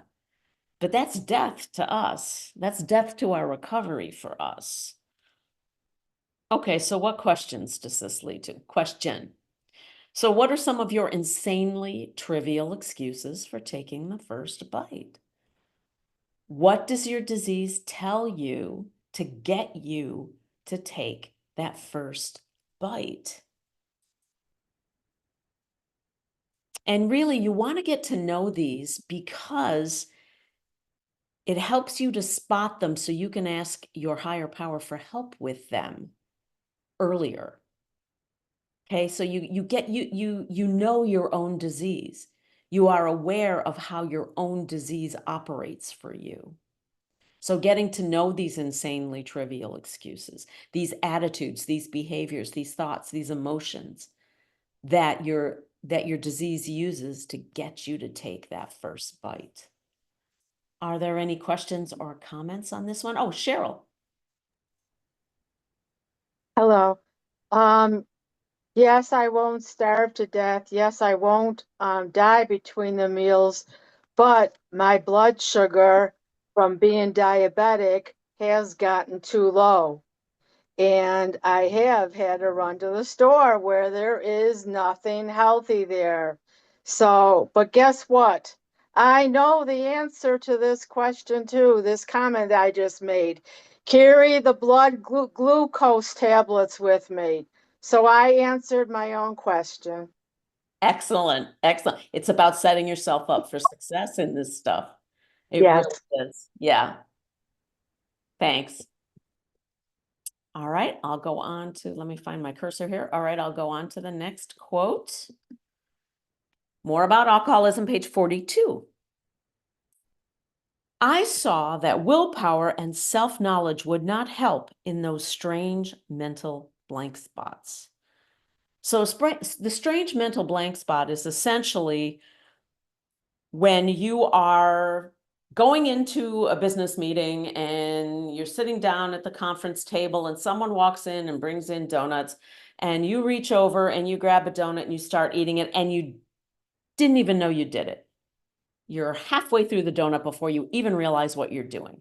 It's that strange mental blank spot where when I did the science workshop is where I talked about how the lower aspects of our brain are making that decision that we're going to eat. And then it tells the thinking part of our brain about it later, but it makes the decision that we're going to eat without us knowing about it. And that's when we go in for that strange mental blank spot eating. Now, I handle the strange mental blank spot through three main things. Routine, making things very predictable, very routine, particularly around my food, my self-care, my morning and evening routines. Automaticity, which is a fancy way of saying that I do things through a routine in order to make them automatic so that I'm not making decisions about food. I know exactly what I'm going to have for breakfast. I know exactly what I'm going to have for lunch. I know exactly what I'm going to have for dinner. It's all very automatic for me.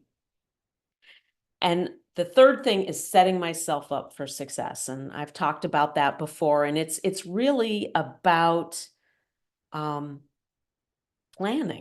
It's about planning and preparing. And not winging it, not going with the flow in this. If I go with the flow of our culture in eating, I'll be back in my disease in a second. So it's really about doing the work beforehand, putting my willpower where it works, in setting myself up for success, making sure that I have the food that I need, making sure that it's prepared, making sure that, you know, I'm taking the rest that I need, that I'm praying when I need to, all that stuff. That's where I put my willpower, not stopping myself from eating a second cookie. Okay. All right. So what I want to do, so what I've done is I've kind of eliminated spontaneity around food. That I do all my food prep at one time, so I know exactly what I'm eating for the week. If I go out to a restaurant, I look at the menu online before I go. I choose what I'm going to order before I go, because when I get into restaurants are exciting places for a food addict. And so I need to be very clear about what I'm going to have so that I'm not scanning the menu when all the smells are coming to me and I'm seeing what other people are eating. I want to keep it very not spontaneous. And I want to make it as easy as possible to not eat my alcoholic foods and to eat in compliance with my abstinence and my food plan. That is done through preparation. So the obstacle here that we're talking about is not setting yourself up for success, winging it, not doing the preparation, not doing the work. And that is, just a second, I lost my place. Okay, so I've got two sayings that I really like here that are mantras for me in this area. One is failing to plan is planning to fail. I think we've all heard that at meetings. Failing to plan is planning to fail. And another one that I really like is it is better to plan and prepare than to repent and despair. It is better to plan and prepare than to repent and despair. And capital letters on the despair, because I don't know about you, but eating my alcoholic foods after it gives me my effect and I've actually stopped eating, despair is all I feel after that. So here are a couple questions for you. What can you do to manage your strange mental blank spot? How do you set yourself up for success with regard to that strange mental blank spot? Does anyone have a question or a comment on this quote?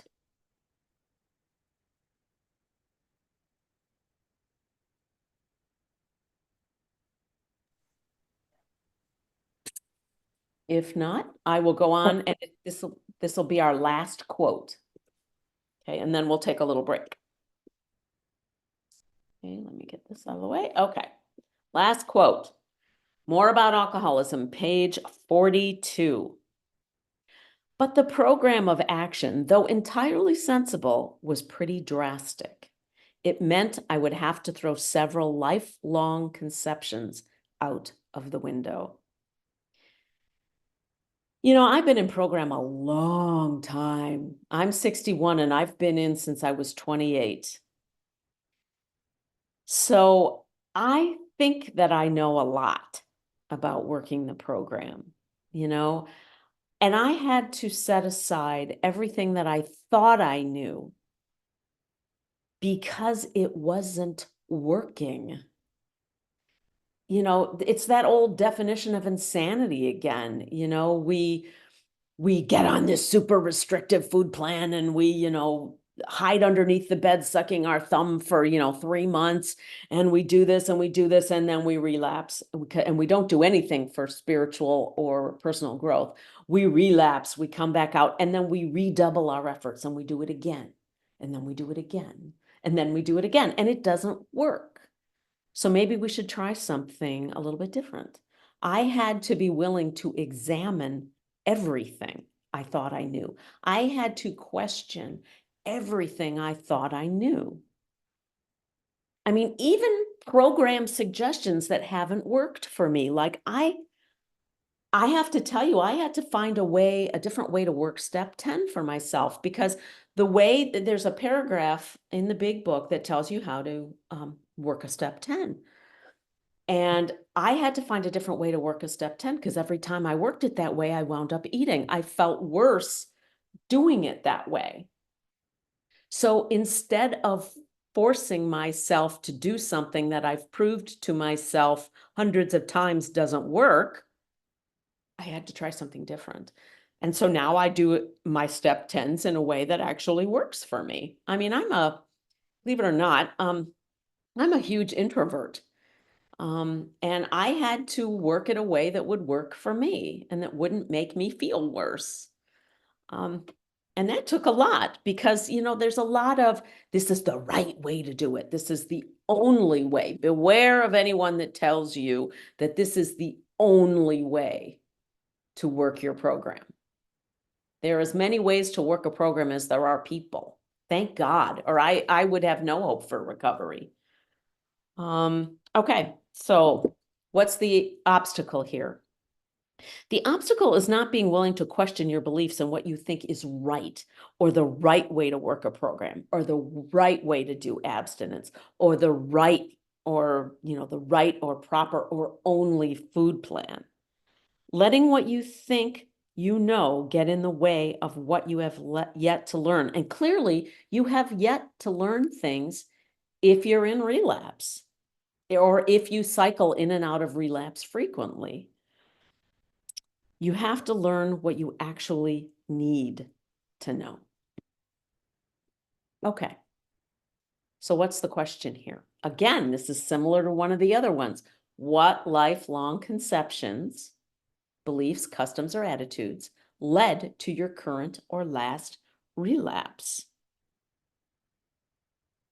I will tell you, that my last relapse was around agreeing to do things I didn't want to do, an inability to say no. That little 2-letter word, the inability to say no and being wrapped up in a bunch of people pleasing. So I think it's a good idea to really go back over your history of relapse to figure out this kind of stuff. What is it that needs to change? What do I need to do differently? It's not just about redoubling my efforts to get on my food plan. It's important. I'm telling you, I'm not lying. It is important. Abstinence and food plans are important, but they're not the thing that are going to keep you in recovery. Anybody want to share or take a breath? Yeah, Lori. Yeah, I was just prompted by what you said there. I'm wondering, is it possible that this is just something that came to me, but is it possible to relapse in the program, but not necessarily with the food? Yes. I mean, I think it's the same thing as a dry drunk. Yeah. And my phrase about stark raving abstinence. I really think you can be abstinent and so totally out of control and not in recovery. Yeah, absolutely. Teresa. You know, I kind of struggle like saying, okay, I just had a flip. It wasn't a relapse. So I'm kind of new and learning. So I think I fool myself sometimes and say, well, that was just slip. Meanwhile, it might be, oh, you know, like what's the difference between calling a slip and a relapse? And one thing I find myself doing is restricting because I'm taking care of everyone else. I have so many other things to do. So instead of taking, like you said, planning, have something, I'll skip because I'm afraid I'm going to pick up something that's not, you know, healthy for me, a choice. So there's two things there. I'm going to address the second one first.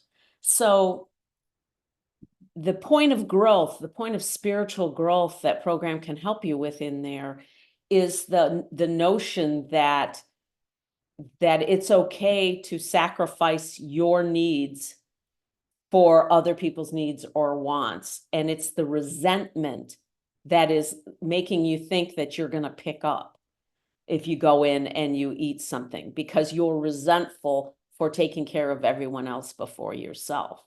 So that's something that that program can help with tremendously. And that's a belief customer attitude that does eventually lead to relapse, because resentment will always lead to relapse for me. It's the killer. It's a killer. And the first thing, the difference between a relapse and a slip, this is how I do it. I think there are a lot of different ways that people define that, but I'll tell you how I define it for me. A slip is when, like, I eat more abstinent food than I was planning. Like if I go to a restaurant and, you know, it's, you know, there was more fruit or more, you know, it was more fat than what is on my plan or whatever. It's when I overeat abstinent food. That's a slip to me. Now that's a danger signal, because what I'm trying to do is get my effect by overeating on abstinent food, which will eventually lead you to overeat on, you know, which will eventually lead you back to your alcoholic foods, because you will get a nice chemical reward from eating abstinent food. It's just not as pow as what a alcoholic food would give you. So when we start overeating on our abstinent food, those are slips, and those have to be addressed because we're trying to get our effect from that abstinent food. And it will lead us eventually into the alcoholic foods, because you're not going to get what you really want. You're not going to be giving your disease what it really wants. And actual relapse is when you go back and you're eating your alcoholic foods. You're eating the foods off of your abstinence list, your actual alcoholic foods, the ones that you know beyond a shadow of a doubt put you back into the physical allergy, bring up craving, and start that whole cycle. So that's the difference for me. I mean, there are lots of people define that, but that's how I do. I hope that was helpful. Dave or Kim? Yeah, for me, my old bugaboo of rationalization is, well, at least I'm not drinking. Well, at least I'm not smoking pot. Well, at least I'm not snorting cocaine. Well, at least I'm not smoking cigarettes. And another one is, well, at least I'm exercising, you know, at least, you know, I can eat this because I was exercising. And it it's it's kind of similar to me, to where one of the things that's going on in AA is that there's people who are smoking pot and saying, well, it's not alcohol, you know, and the big book talks about abstaining from alcohol. The only requirement for membership is a desire to stop drinking. The big book doesn't even talk about marijuana. Well, some of the stories do, but the first part of it doesn't. But it's that kind of rationalization. Well, it's okay to do this because it's not as bad as this. And like you said, the effects of the way I eat are have developed over a longer period of time, and they're more subtle, but they're still just as dangerous. You know, they're still just as unhealthy for me. But that I think that having multiple addictions is like comparing, well, at least I'm not doing this other addiction. You know, another one is, at least I'm not gambling, you know. That could be an endless, well, at least I'm not doing this. Okay, it doesn't help, but it is the way my mind works. That's the way my mind works too. I'm right there with you. Exactly. And let's face it, I mean, food is like the last thing that can give us an effect that we're looking for. I mean, we've gotten rid of all these others, and then we're left with food, which is the last thing. And it's like, does that mean I'm never going to get an effect again? And essentially, yeah, that level of effect you're not going to get again. Yeah. So that's a tough one. Francine.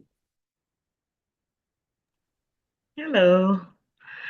I think that for me, it has been maybe my lifelong attitude about the effort that I put into having the right food plan or the outcome that I'm looking for. I become disappointed with myself. It didn't work. Now I got to try something new. And so this has been my attitude. I get disappointment. Sometimes I'm like, oh, I got to change what size clothes I'm wearing now, and this doesn't work. And I just get so discouraged. And I find myself in a relapse. I just like give up. It's not working. And then I'll, get motivated again and start again. So I think that's what's something that has been really going on just with my attitude about it, what I believe about it, my motivation behind it Yeah. has been a big thing for me in the relapse.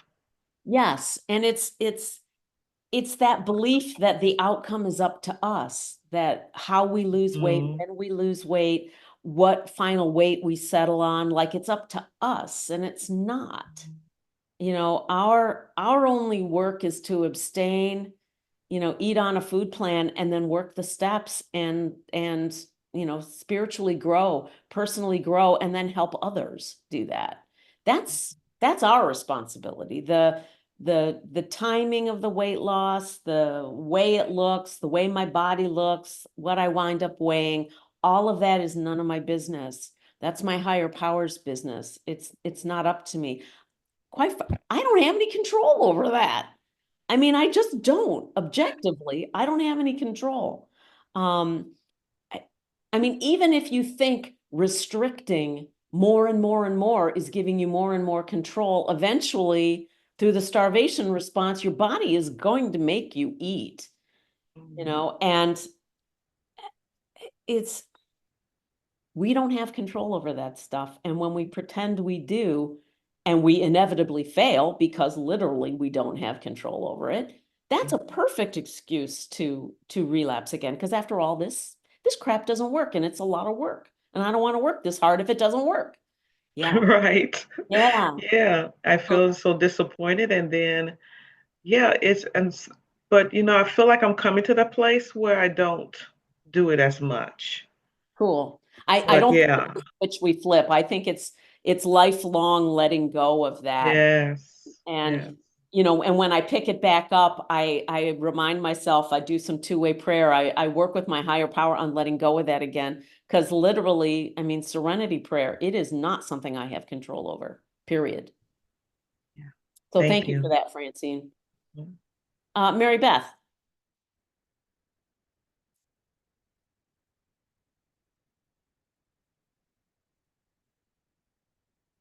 Ain't technology grand?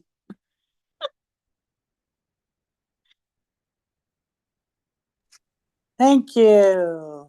Hi, everyone. I'm Mary Beth, and thanks so much, Linda. I went to another presentation of yours. Well, a presentation. It wasn't a workshop through Friendly Circle Berlin, and I actually didn't know what this was, and I logged into it, so I clearly was meant to be here today. I'm in recovery from substances for 10 years now, and it was a couple of years ago where a woman who's a specialist therapist in addictions, who became my friend, I said, I don't quite understand it. I didn't have an issue with food years ago, but I went through my life and it was, oh, my addiction to marijuana as a teenager, then my addiction to work, then my addiction to love, which just has woven in and out. And then it became alcohol. And what I do know in my recovery from alcohol and drugs is that, as is said, alcohol is just a symptom. So it's no surprise that now it's been the food thing. And I'm not a member of your program, if that's the right wording, um, of your group. Not yet. What I have a question about is you mentioned something about, oh, food control, portion control rather, is, I don't know if you said it's not the answer or if thinking that portion control is going to be the solution. I almost think you were saying that in stressing the importance of going deeper into what are the reasons, for me example, why I have turned to all these other modalities instead of looking inward. Because for me, like, I know pizza and ice cream and all that, if I bring it into the house, I'm eating it all in one sitting. Regardless of what I tell myself. If I do that, that's where I'm going to go. And yet I know with like yogurt that I need portion control, because if I am not focusing on the portion, I might as well have gotten a thing of ice cream, Yeah. Well, so I maybe if think, you could, can you speak or help clarify sure, that for me, sure. please? My food plan is weighed and measured, so clearly there's some kind of portion control in there, but I don't mistake that as being the answer to my food addiction. It's just something that helps me with my health. It's a tool I use. My abstinence, I don't eat the alcoholic foods, and then the food plan is just a tool I use for my health. And the real recovery is the spiritual and personal work that we do with the other 11 steps. So I hope that. Thank you. Yeah. All right, well, let's take a 10-minute break. We'll come back at 20 after the hour. And then I will finish up with a meditation and some concluding remarks. Okay. Question is, how is restricting defined? I don't eat sugar, flour, or meat or processed foods. Is that restricting? I do it for health reasons, liver issues, obesity. I weigh and measure, just not sure if what I'm doing is restricting. Well, what you described is my food plan. So I would say no, you're not restricting. I think the restricting is what I do when I restrict is, oh, I ate too much today. So I'm gonna restrict the next day, which is just a setup for either a slip or a relapse. Like trying to control my food like that. If I have a slip, the best thing I can do is just eat my next meal when it's time for the meal. I don't try and control or get in there and make it better. That's what I mean by restricting. Yeah, because your food plan sounds like my food plan. So I hope that answers the question. Yeah, that's awesome. Thank you so much. Because I keep hearing it in the rooms, but I realized today, hearing it again, I really didn't know what that meant. So, Yeah. Okay, that makes sense to me though. You know, or people won't eat because they're going to have a big turkey dinner. So they don't eat the whole day and then binge that, one meal. But I get it now, the way you explained it. So thank you. That's my definition. I don't know if that's other people's definitions, but yeah, makes. Sue? Just a real quick question, if you could. What would you say is the difference between a relapse and a binge, if there is one? I guess relapse for me purely is just eating some of my alcoholic foods. I've relapsed and given up and lost my abstinence. It's just it's any kind of alcoholic food. A binge for me is eating a lot. Like I'm binging and I'm eating, the whole bag, the whole box, multiple boxes. It's typically defined as, can't remember if it's like 5,000 calories or over in a sitting. I think that's like the scientific. I don't quote me on that because I'm not sure the actual calorie amount. But typically when they define binging, it's done by a calorie amount when they're doing it in the scientific literature. But for me, binging is an out of control eating where I cannot stop until my body will let nothing else in. That helps. Thank you. Yeah, you bet. Okay. And is that on abstinent and alcoholic food? Both? Personally, yes, I think it can happen. I mean, it's more likely to happen with alcoholic food. Like I could easily eat an entire apple pie, but I would have trouble eating the 5 apples in the apple pie that makes up the apple pie. So I think it's harder to truly binge. We can overeat on our abstinent food, but I think it's harder to binge on healthy abstinent food. But it can be done. Certainly can be done.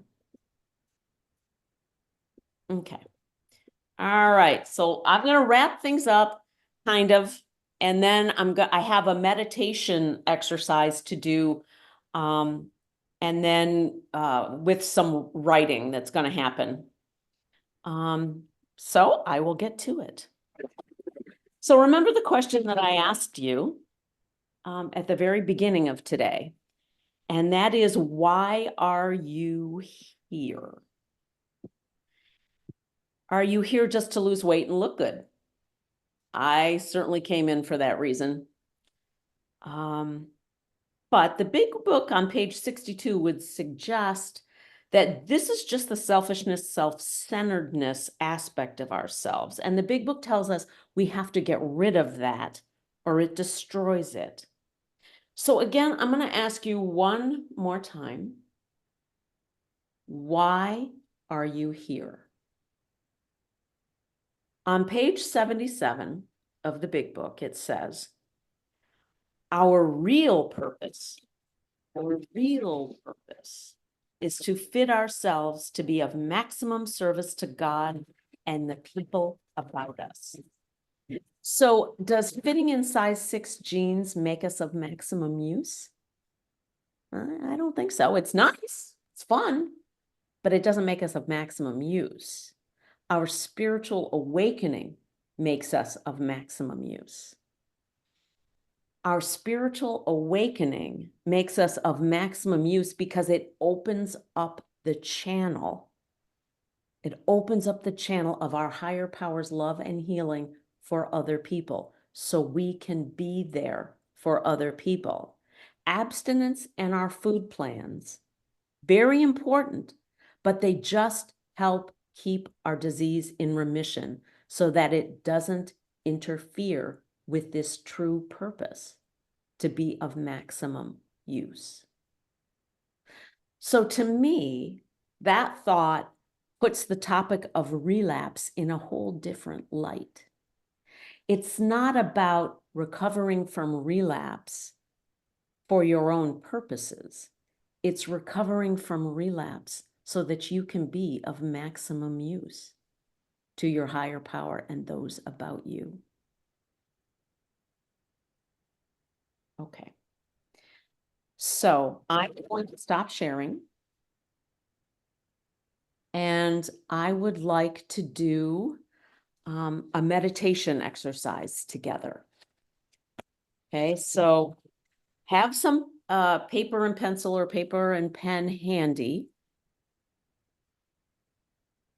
And I will get started. So you want to find a kind of, just a nice comfortable place in your chair or wherever you are.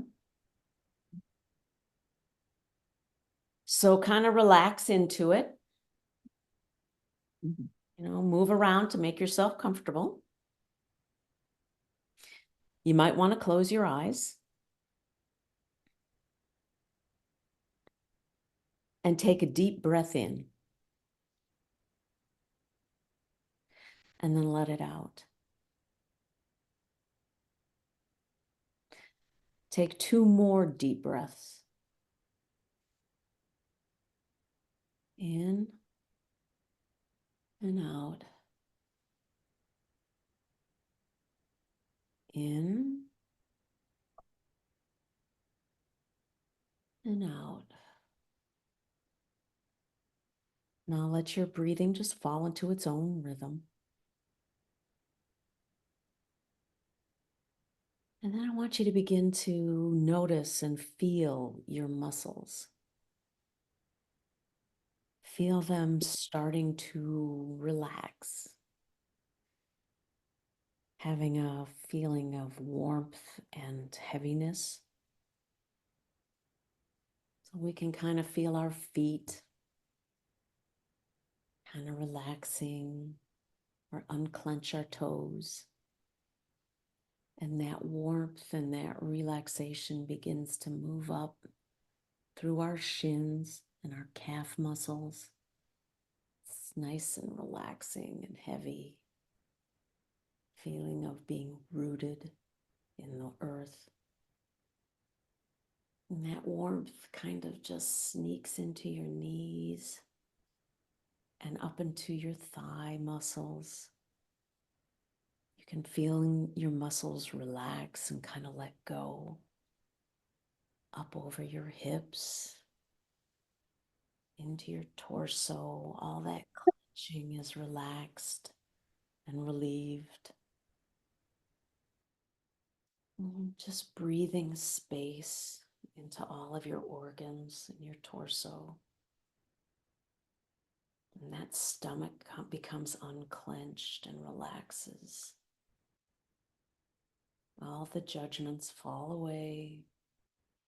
And that warmth spreads up into your chest and into your upper arms, into your forearms, and right into your fingers. It's just warm and heavy and calm and relaxed. And that relaxation moves up into your neck and up into your face. You unclench your jaw, you just let it go. And that warmth and heaviness just moves into your scalp, right down into the back of your neck. And we just let go all of the crap we load on there. And just let it go. You can feel this pleasant warmth and kind of heaviness of relaxation. Now take in one more deep breath in and out. Now picture a beautiful house in front of you. The most beautiful house you've ever seen. The paint colors are extraordinary, perfect. They please your eye and your heart at the same time. There are gorgeous flowers in the front, beautiful, every color, every shape, every fragrance. The ironwork on the front porch is amazing. A true craftsman put this together. There's detailed trim, painted perfectly, not overpowering, just perfect.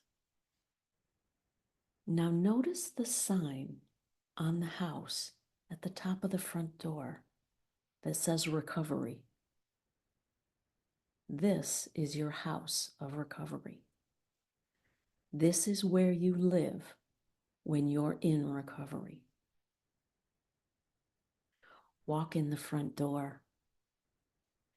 Notice the beautiful flooring, the amazing tile, the majestic fireplace, the exquisite furniture.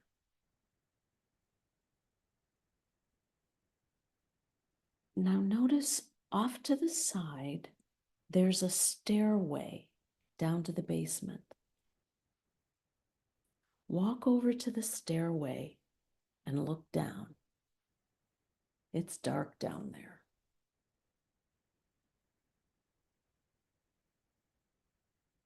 Take the first step down, then another, then another. Walk slowly down the stairs to the bottom of the steps.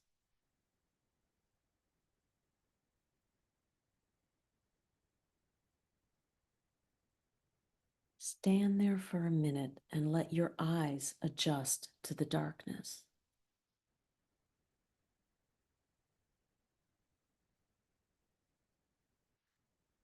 Once your eyes have adjusted, notice that there are two chairs in front of you. They are facing each other. They're worn and shabby, and they have food stains all over them. Sit down in one of the chairs. Notice how strangely comfortable and familiar it is.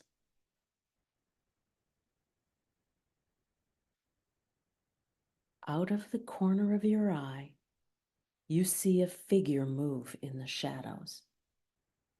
This is your relapse, or whatever your obstacle to your invite your relapse or obstacle to sit down across from you. Reassure it that you aren't angry.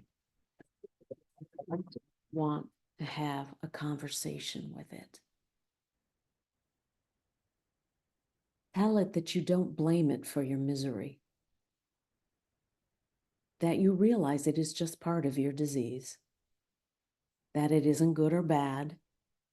In fact, it's just a fact, like the fact that the sky is blue. You're not ashamed of it anymore. Your relapse or obstacle takes a seat across from you. You get a better look at it. What does it look like? What shape? What color?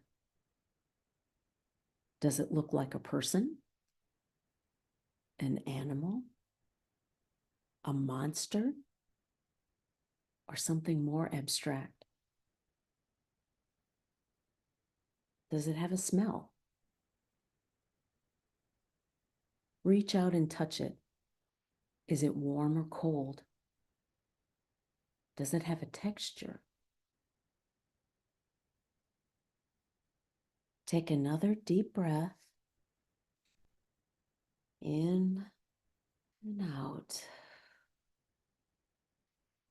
And ask your relapse or your obstacle these questions.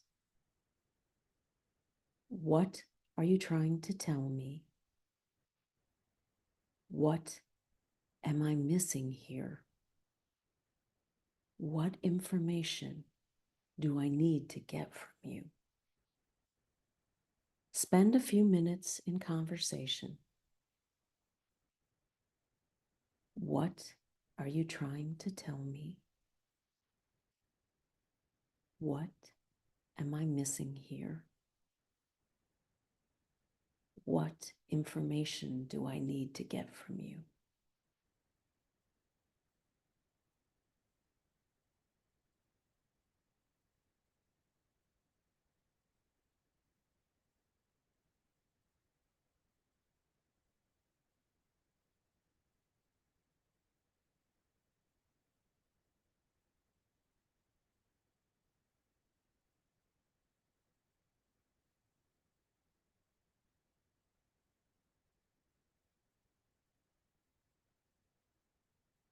What are you trying to tell me?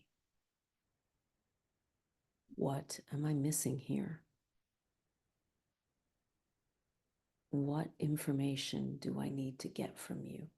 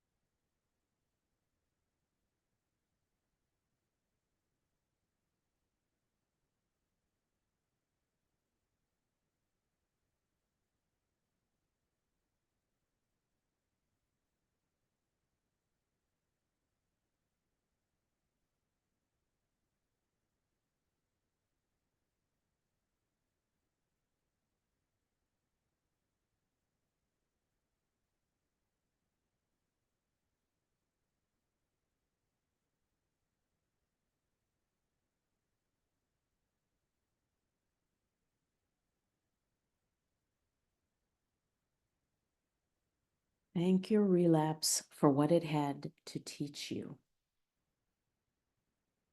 Walk slowly back up the steps. With each step, you see more and more light. You even feel lighter. When you reach the top of the stairs, walk out through the front door into daylight.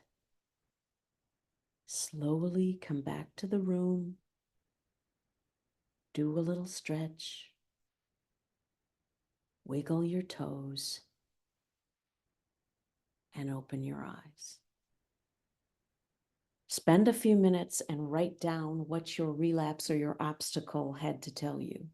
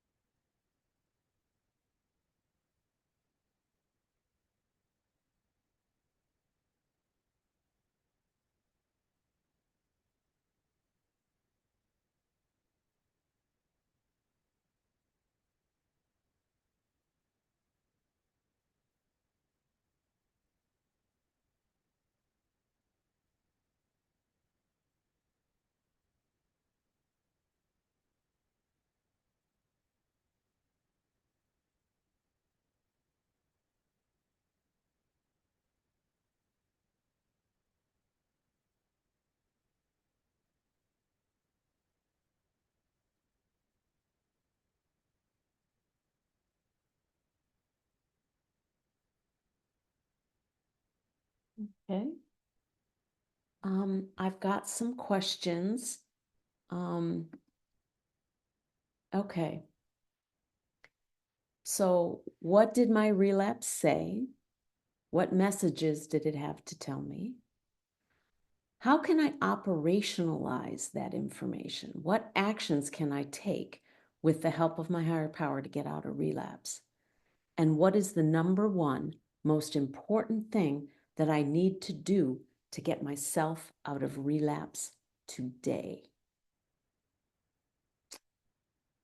We have a good 15, 17 minutes to do sharing or comments or questions. Anyone want to share on what that meditation was like or what their relapse told them? Yeah, Teresa. Hi, Teresa Composer over you. I was all over the place. I was having a hard time of visualizing the house, but then I visualized it. But when it came to go down the stairs, I was like shaking, hesitant. I didn't want to go down. But when I got down, there were some people in the chair, and then there was a black box in the chair, like a little. And what my relapse was trying to tell me, I think, is to first forgive myself for feeling the way, for having anger, resentment, and forgive others the best that I can. And that this is not your fault. And stop trying to change, heal, fix people, and put my past in the black box, one day at a time. And the resentments, like, need to put those resentments in that box. Yeah, that was scary. It was a little scary, because it's a learning process. But yeah. And the last thing I think is like what I heard is stop going to the food. You don't need the food anymore. Turn to my higher power instead of the food. So, but thank you. It was like a little anxiety in this. I don't know if I'm clear, but it was yeah, that black box. Tie it up with the bow on it, and and I left it there. I walked up and I left it there. So I don't know how that's going to turn out, but I could do those things. That would be great, one day at a time. Thank you. Thank you for Thanks, that. Teresa. Thank you for sharing. Cheryl.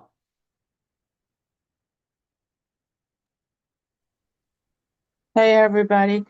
Mine went in a little bit of a different way, too. When I was seeing the relapse sit in the other chair, then my mother appeared.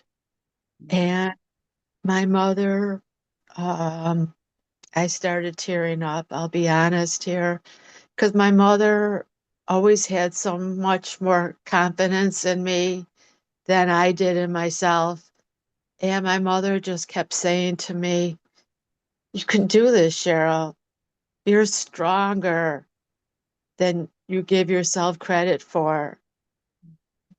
You can get control of your eating. You can do this. And I believe in you." And I think I'm just going to leave it there. Okay, Cheryl. Thank you. Thank you for being willing to share. Yeah, Dave or Kim, or Dave and Kim. My relapse that I visualized, or relapse or obstacle, was very oddly specific for me. And when I think about it, it's because there's some symbolism with it, but it's there was this character Grimace that was from McDonald's, that purple furry thing, and he's like really happy, and I used to eat a lot of fast food, and McDonald's was one of the places that I did that. But even the name Grimace, I always thought that was an odd name for a character. It's supposed to be happy, but it's a grimace is like a fake smile, almost a frown, like an angry frown, I guess, and so there's a lot of symbolism there for me. And what he told me is I need to find new ways to love myself because my alcoholic foods are no longer useful for that. So I did not expect any of that, but That's not, I never thought of that about Grimace, but you're right. Why would you name a fun little character Grimace? That's great. I like the symbolism on that. Okay, Francine. Hi. My house was a beautiful white house, and I could clearly see this recovery sign when you said recovery. And everything was beautiful until I opened the door and went down the stairs. It was dark, like you said, and everything was dark. I couldn't really see clearly as much as I could see the White House, the recovery house. And so I can identify the relapse and how it looked. It was just a dark space. I was sitting there, but I did feel comfortable. And I just felt like it was saying to me, I'll always be here for you to support you. Hmm. When you don't have anyone, you can always find me here. You know that, you know how other people can be. You can join me anytime. I'll make you feel better, give you the comfort you're looking for. And I just felt like I was ready to run, but then you were about to say, come up the stairs. So when I came up the stairs, I was already locking the door. I love it. Lock the door. I think it's interesting that your relapse told you it's seduction phrases. Yeah, all those things. All those false promises. Yeah. And I was like, lock the door. But yeah, that's how I felt. Like I know that it's a dark space that I run to when it's just a dark space for me. And so I was very uncomfortable but yeah, that's what my experience was. Thank you. Cool. Thanks, Francine. Lori. Thank you. Boy, that was powerful, Linda. Yeah, it was interesting going down the stairs. It's like, what am I going to find down here? What is that? I mean, just the whole visual was amazing. I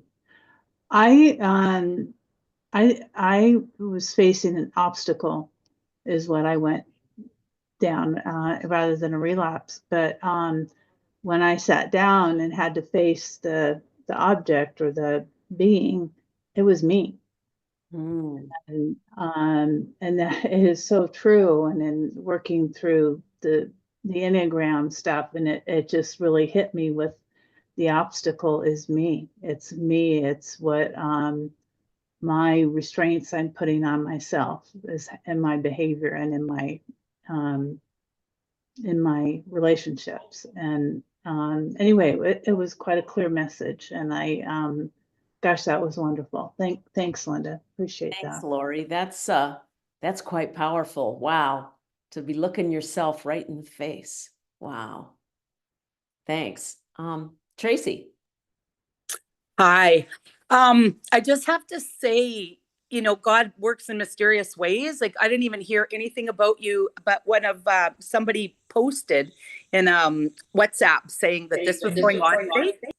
So grateful to have tuned in because I think you gave me the shot in the dark I need to get out of relapse right now. So thank you to everybody and all your service. So great exercise, great meditation. Basically, I'm just going to read what came out. It's time to get out of the ditch, get back on track. I'm the one I've been waiting for. No one is coming to save me. I need to do the work and God will guide my way. Follow the food plan, get an OA sponsor, get on with living. Enough is enough. No more self-pity. And my relapse was like, it was just a big blob. It had no form, no face, no nothing. It was just a big fat blob. And maybe that was a reflection of myself too. I don't know. There you go. Thanks, Tracy. Thanks. Yeah, thank you. Mary Beth. What a wonderful guided meditation. Oh my goodness, thank you. I was very apprehensive, but yet curious walking down the steps to the cellar. Actually, what I find really interesting is picturing my beautiful house, and I went to the house I grew up in, and it was like, no, no, no, my house. What's my house? And then I went to the house that my parents had when I was a young adult and bringing my children to. And again, it was like, well, yeah, parts of this house I like, but my house. And then I went to the house where I raised my kids and lived with my ex, and same thing. So I had that hard time finding my house, but I was okay with that, but I realized I needed to find my house. Cool. Went down the stairs to the cellar and had difficulty seeing my relapse in the dark, which I find interesting. And then when I finally saw it, it was this huge egg, and it looked like it was ready to be cracked. It had all the little lines on it, and and I thought, this is my relapse. But I had invited it to the chair, and it was just this huge egg with the little cracks, but it wasn't open. And when I asked what it was trying to tell me, it said, this is just like your journey through AA. But clearly I was applying this relapse to food, and it said you're keeping yourself alone and limited. You hold the key along with the 12 steps in spirituality. You're blocking yourself, you're keeping yourself from discovering the beauty and freedom. There's so much more to explore. And when I asked my relapse, what am I missing here? And it said again, you have the power to change. And I had a really difficult time in early recovery from alcohol and drugs when my sponsor was trying to teach me that I had the power. And I thought, wait a minute, I just admitted I'm powerless over everything. What do you mean I have the power? Of course, I get it. I got it over time. And so it makes sense to me that my relapse was explaining to me that I do have that power through entering a program and using all these wonderful tools for my addiction to food. And then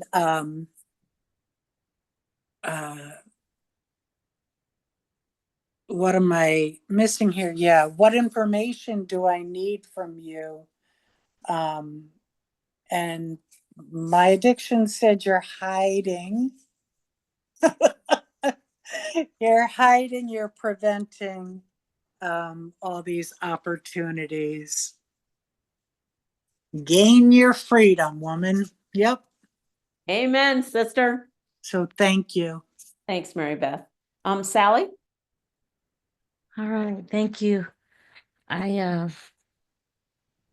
my relapse was a mountain, Mm. and it was so high I couldn't get over it, so low I couldn't get under it.